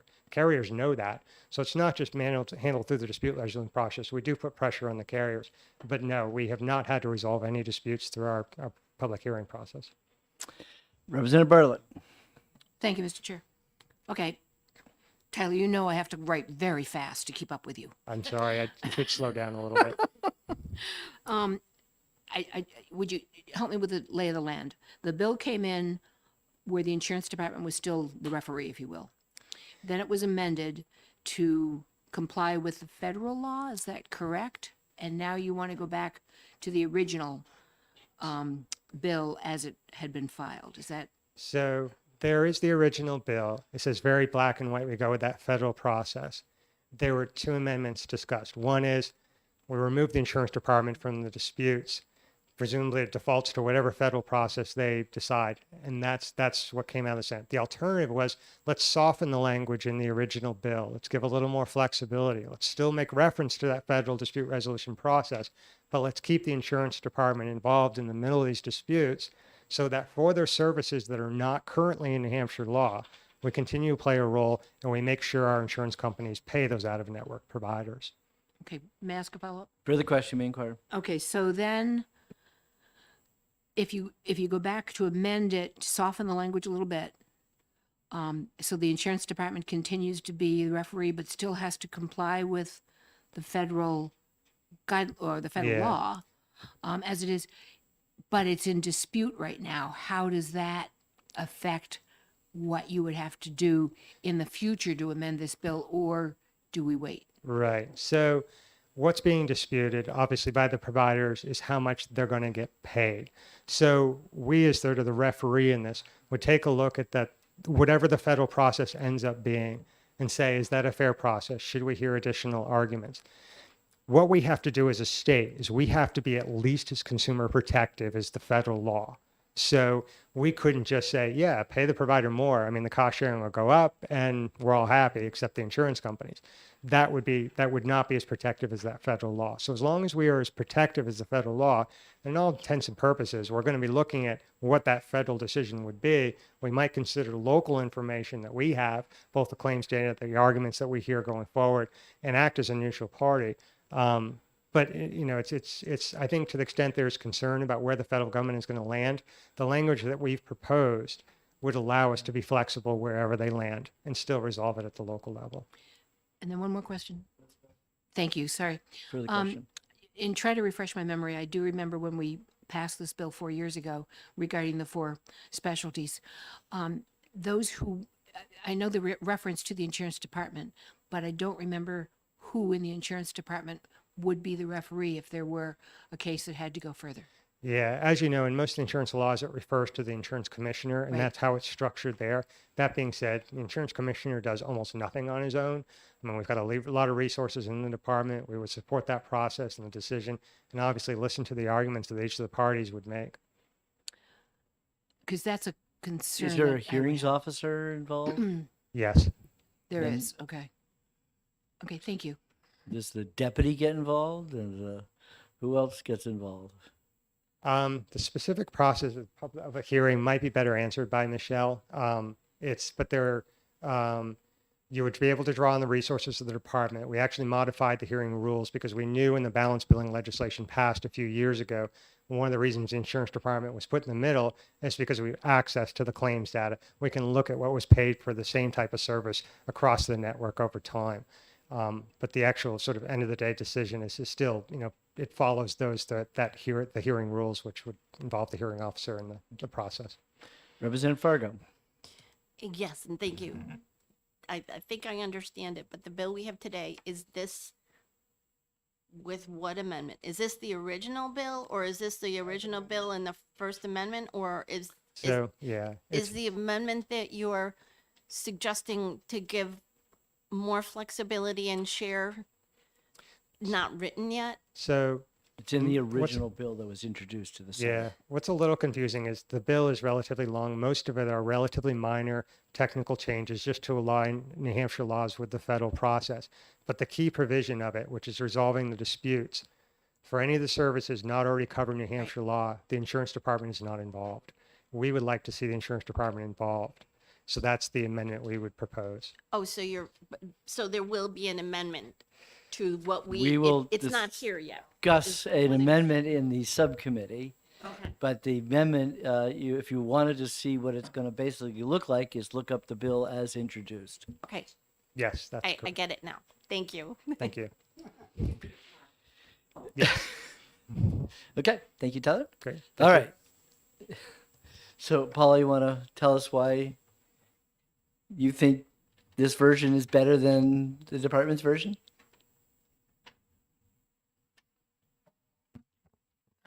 Thank you. I don't usually comment on amendments that I have not seen, and it sounds Well, like no let's one say has you seen have read the original bill the original bill. as Yes. introduced. What was wrong with that bill? As my testimony indicated, we do have concerns about the authority, the sole authority of the Department of Insurance Commissioner. Nothing against the commissioner that we have. That has nothing to do with that. It's just, again, as Tyler said, no one has gone through this process. We also asked for an appeal process. Remember, the hospitals or the providers are not regulated by the Department of Insurance. Insurers are. The hospitals are regulated by the Department of HHS. It is uncomfortable if you would think about that for a hospital. And by the way, I don't quite know what that comment was about HCA hospitals. I represent all the hospitals, and they all support the position that I testified on. We support the amended bill. So I just want to be on record. We have concerns about that process. It has not been used. We asked for more of an appeal process to consider that. the qualified payment amount, which is QPA, which is what Tyler was referencing. That's what's being challenged, if you will, at the federal level, has not been resolved yet. So that is of concern to us as well. And hopefully, you know, we won't need to use this. But we do have the federal process in regulation, and that is what the hospitals need to follow. So I just want to reassure people that the independent dispute resolution process, if there were an issue, if there is an issue, that process kicks in. And that is a process that the parties, the carrier and the provider, mutually select the certified independent dispute resolution individual or company, whatever it is, the qualified individual to do that dispute resolution. That is just very different. That, and I'm sure you can appreciate that. It's just the provider's perspective is just that those two things are not resolved. So let's put into statute, in state statute, what is not disputed and everyone's comfortable with, and let's wait for the federal process and the federal challenges to end, and then we have another session, and when those things get resolved, and I'm sure another bill could come forward. But we are not comfortable with the process, as I have not looked at the amendment, but if it's the original bill, that's why we testified with concerns about the original bill. That's why we had numerous conversations with the stakeholders and the department, which we appreciate, but we never got to a place where everyone could say, let's support this change. So that's why the modified or amended bill was passed. That's Given that there is no federal insurance commissioner, what would the process be on the federal side? Since we walked through all the things that would happen here on the state side, right, in terms of a hearings officer. The federal independent dispute resolution process would kick in. Like I said, they would. I can get you more documentation, but do we have any experience with that? Does the hospital have? No, not to date. This would be a new entity. It just started, and it So went they into never had a federal disputes for anything else? not to my, not in New Hampshire. So this is going to be brand spanking new. But I'm sure other parts of the country they have. But the independent dispute resolution process, those entities have existed because other states use Insurance companies use that all the time. Exactly. So that's not new. Those entities are not new. We just have not had that experience. Okay, Representative Bartlett. Thank you, Mr. Chair.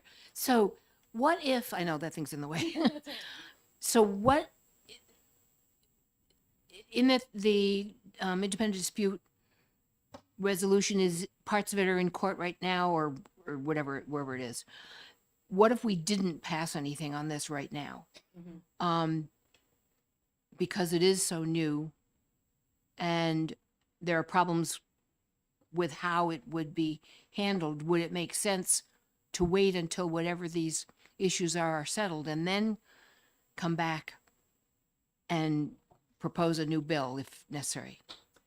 That would be our preference. The independent dispute resolution process, Representative Bartlett, is not, I don't think that is being challenged in court. It's the QPA. It's how you calculate the qualified payment amount. That's a new term. We don't use that in New Hampshire. Okay, I wrote that down. Okay. But QPA, and I can get you more information about there are some fact sheets on No Surprises Act, which I can bring tomorrow. That Which would I be think helpful. might be Yeah, helpful. thank you. And maybe Tyler has the same, but I'm happy to pull that together. Thank you. Yep. Okay, Representative McAleer. Thank you very much. I'm a little bit confused. If the the federal law gets passed and these things are resolved, would we really need a state law? That is for, I think, for you, the general court to decide. The department has a position that they want that to be codified in state law. Because we already have a balanced billing law, it's not consistent. And I obviously don't represent the department. They should speak to that.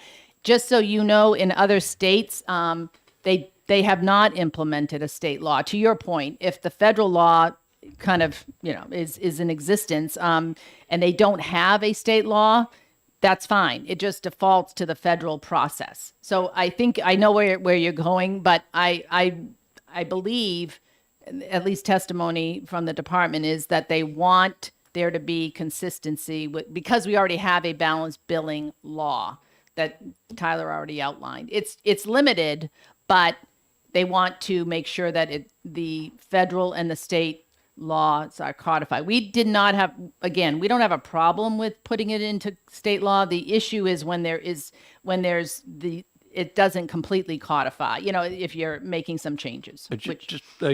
Further question, inquiry? The only difference I would see is that these things would be maybe resolved on a local level, and maybe that's more convenient, as the insurance department seemed to say. It's the only difference I could see. Am I wrong there?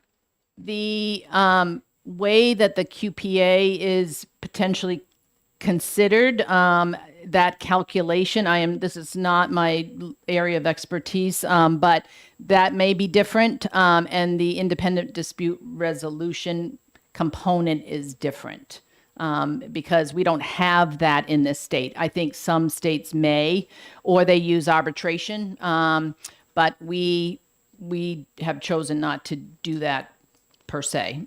So again, we had discussions, good, fruitful discussions. It just didn't develop in a full-blown new amendment that everyone could agree to. But we're certainly happy to continue the discussions with the Department of Insurance and the stakeholders to make sure everyone's comfortable. The bottom line is the providers are just not comfortable right now with the process as outlined. That's really the bottom line. Okay. Any other questions from the committee members? Seeing none, thank you very much. Does anybody else would like to testify? Henry.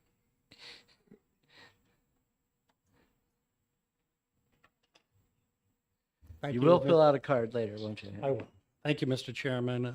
For the record, my name is Henry Vayu, and I'm here on behalf of Hospital Corporation of America. And I just have, to answer your question directly, I can tell you the independent dispute resolution process. So Okay. here is how it is outlined on the federal level. It brings in a third party known as a certified independent dispute resolution entity to decide the payment amount. The parties mutually select this certified independent dispute resolution entity, and everyone involved must attest to having no conflicts of interest. And it requires the provider or the facility and the health plan to submit payment offers to the certified independent dispute resolution entity and additional information supporting their payment offers. And then it requires the certified independent dispute resolution entity to select from the payment offers. Both the provider or facility and the health plan must abide by the certified entity's decision, and payment must be made within 30 calendar days. Parties to a dispute use a new federal independent dispute resolution portal, which will open in 2022. So that's how it is designed on the federal level, and why I think, as Paula mentioned, we don't think that the dispute resolution needs to be part of this bill, because it has already been addressed on the federal level. And that's all I wanted to just answer your question directly. Appreciate it. Thank you. Okay. Having no more cards, we'll, let's see. 287, we had 52 people in support, none opposed. And with that, I'll close the public hearing. And we're down to our last bill.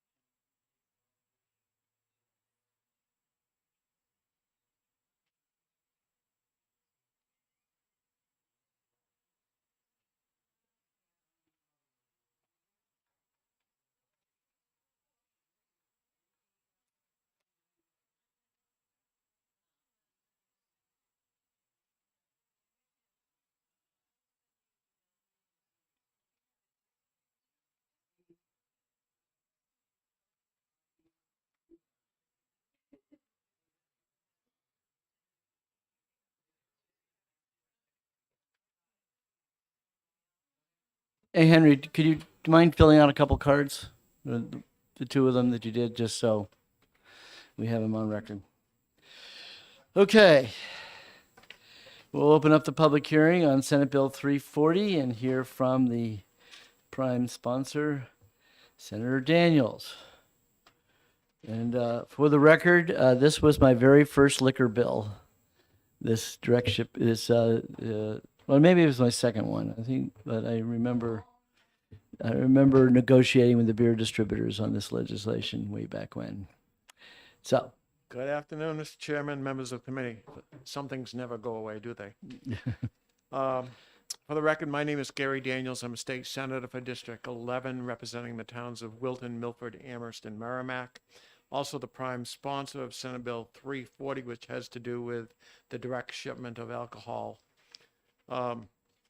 Very simply, I have a beer distributor in my district who had come close to the cap on what was allowed to be direct shipped, which was 27 gallons. And so I went to the Liquor Commission. We had a discussion as to what we might be able to increase that volume to so that we don't have a business that we're stifling at a certain point. We came to a mutual agreement that 50 gallons of beer would be good. And this is for in-state and out-of-state direct shippers. And so that's all the bill does, is it moves the 27 gallons to 50 gallons. so how many cases of beer is that? Do the math. I think I figured out with 27 gallons, it was like a can and a half of beer per week or something like that. It wasn't much. I mean, one good Super Bowl party would have taken care of it. Okay. Any questions from the committee members? Seeing none? Thank you. And I assume I have a card from Scott Shire from the beer distributors.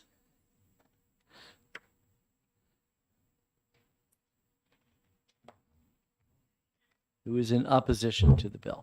Good afternoon. My name's Scott Shire. I work for New Hampshire Beer Distributors. Just pull the Association. mic close. So Better? So the dragon speak gets you. Okay.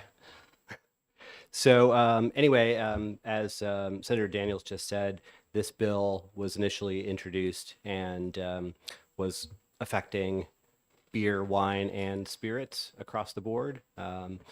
As introduced, it did not have muster to pass out of Senate Commerce, so it was amended twice. The second amendment was a floor amendment that Senator Daniels brought, and he had an opportunity to work with the Liquor Commission the day before, but no other industry groups were part of that conversation. And I think that our concern is that this is singling out one sector of the total beverage alcohol industry in New Hampshire, and we don't necessarily agree with that approach. I think it's been pointed out by the Liquor Commission that no existing New Hampshire business with a direct-to-consumer license right now is hit the ceiling of the limits.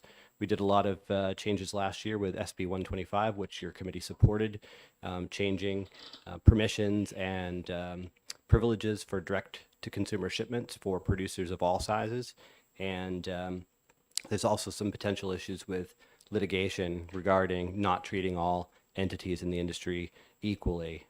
Constitutional issues that deal with the Granholm case, which you've probably heard about from the Liquor Commission before. So we're all about fair market competition and regulation. I would consider the Liquor Commission's comments during the hearing on the Senate side, and happy to send some written testimony over to everybody via email, and I'll make sure the clerk has it as well. That's really all I wanted to say at this time. I just want to make sure that everybody's looking at this thing equally.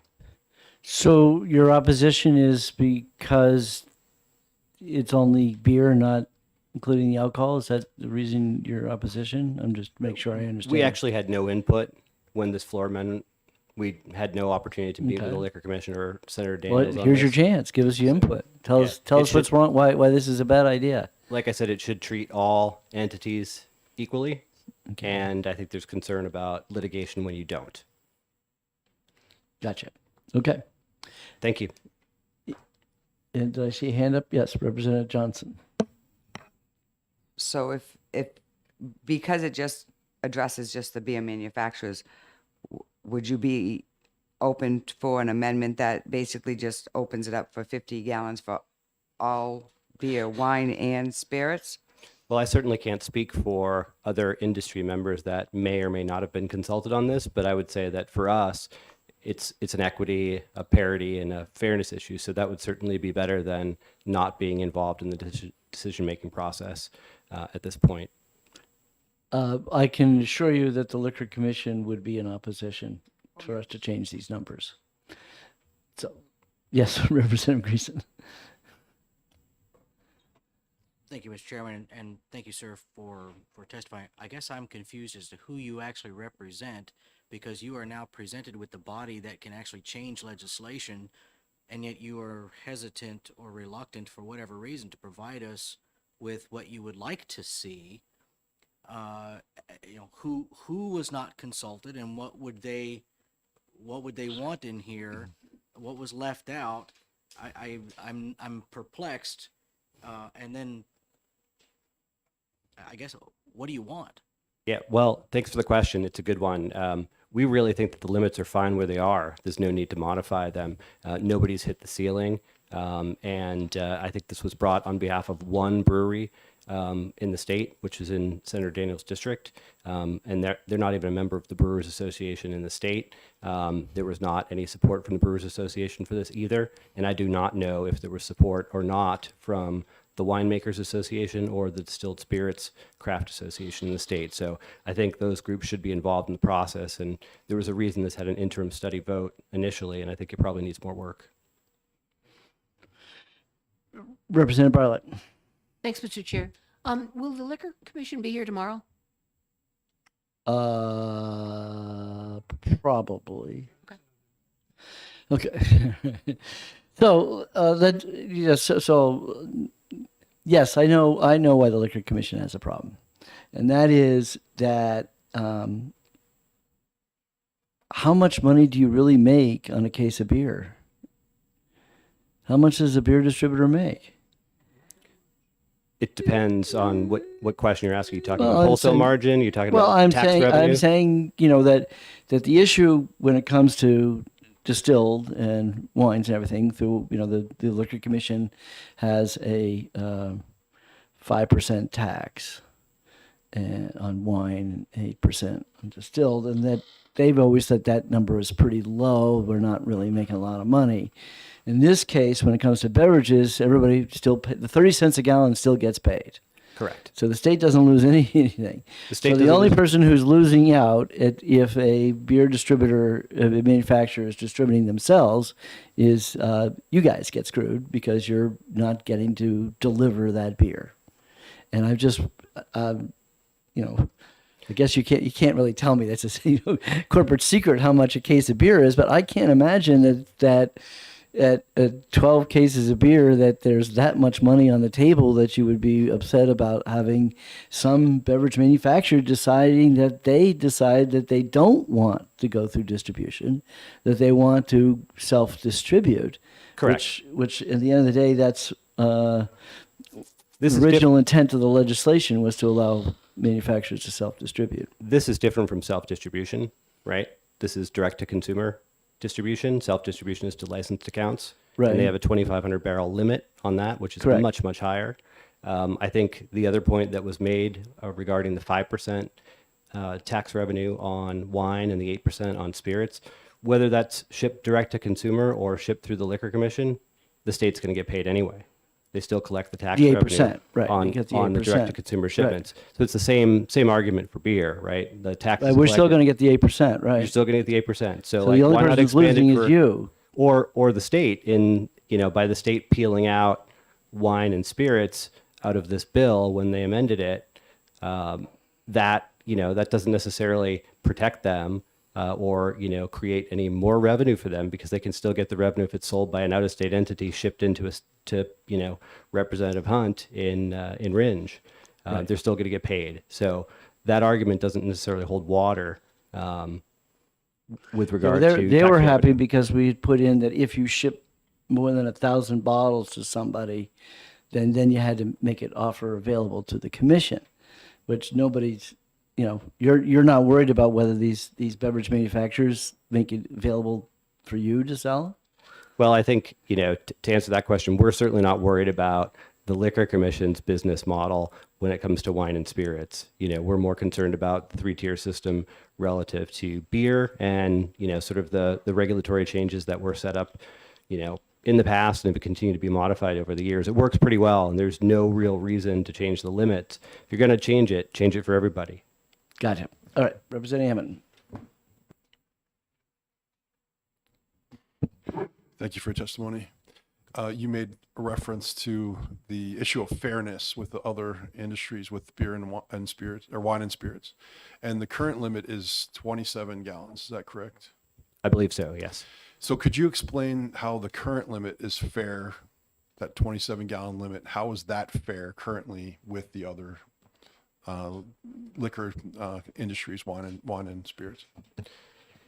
I wouldn't say that it's necessarily fair, and I don't know what the justification was when those numbers were come up with. Representative Hunt would probably have a better idea because it was quite a while ago, but I will tell you that those numbers have been fixed for decades, and I think to arbitrarily change one of those categories up and not address the other ones, I'd like to know what the rationale is for that. I mean, we're not hitting the limit for beer. I don't know if we're hitting the limit for wine or for spirits, but the Liquor Commission might have that data, and I think we should make those decisions based on, on facts and need, not just arbitrarily. For the question. But the current number is arbitrary. You admit that. Is that right? Like I said, I wasn't involved when that number was chosen. It probably, there was some calculation that seemed to be logical at the time, but again, I was not here when that happened, so I couldn't tell you. But a lot of things in statute and in rule do seem to be fairly arbitrary. I think the 2,000 barrel limit, the 2,500 barrel limit, were sort of all sort of pie in the sky. We just, that sounds like a pretty good number. Let's go with it. So I can't necessarily comment, but I can tell you that based on the report the Liquor Commission did prior to the Senate hearing, they ran all these reports and nobody was bumping up against the limit. I think I know. How much beer is in a keg? Big keg? 50-liter keg, like about 7 cases worth of beer. 7 24 12-ounce cases. Right. I remember Clark talking about cases of a keg of a beer, but that's as good as my memory will let me go. I'm right there with you. Okay. Any other questions from the committee? Seeing none, thank you very much. Thank you. Is there anybody else who would like to testify on Senate Bill 340? Seeing none. We have 3 in support and 1 person who was neutral. Neutral. Oh, Jamie Burnett, the Wine Institute. Okay. All right. And with that, we'll close the public hearing. And that's it for our public hearings. So as everybody knows, we've got subcommittees tomorrow. And theoretically, we'll try to get through everything that we have. I've scheduled an exec session for next Wednesday afternoon. That leaves potentially Wednesday morning open for anything that doesn't get resolved tomorrow. And these are all scheduled for the subcommittee tomorrow. So anything that gets left as a loose end, we can still do it. And still gives us some time before we have to have every bill out of committee.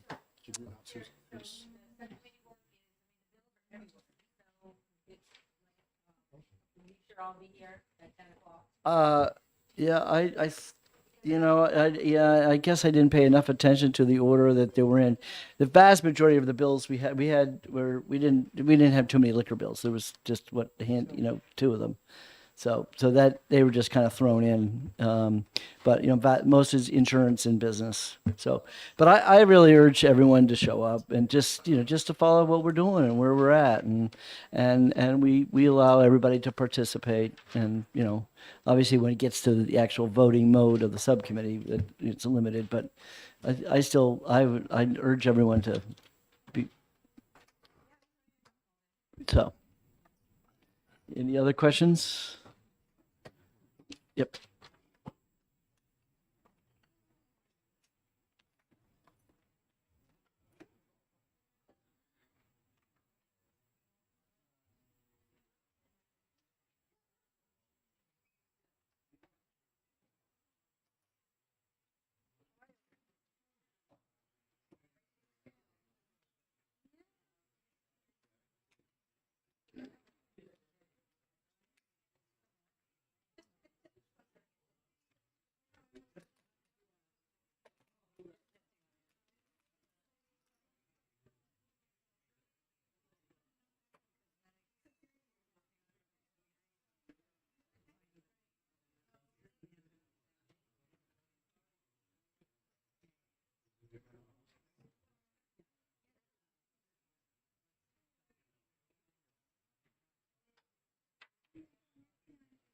Good to see you, Scott.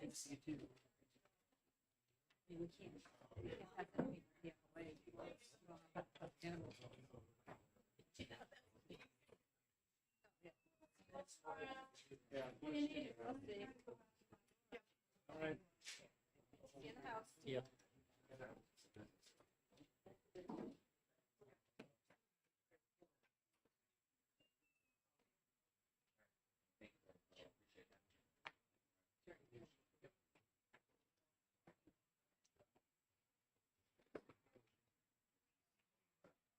Where's your partner and client today? Have a good day. I don't know. He didn't check in Okay. with me, so. I would disappoint. Not no golf.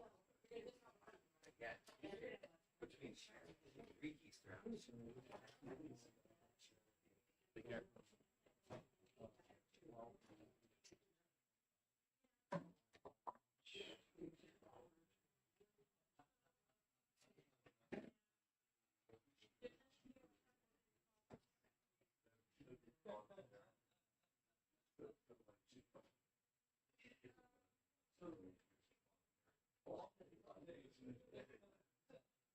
I used to go to the hospital.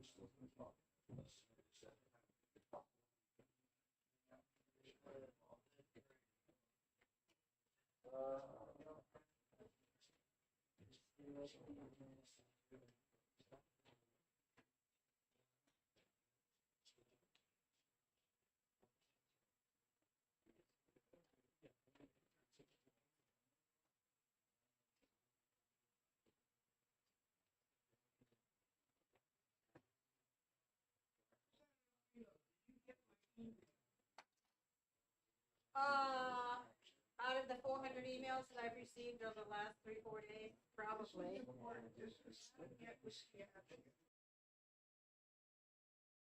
I'll look for it. There are some things that have this high priority. Originally, my.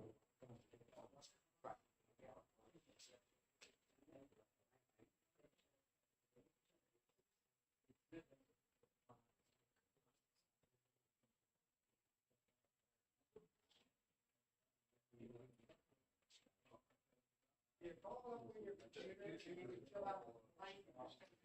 All right.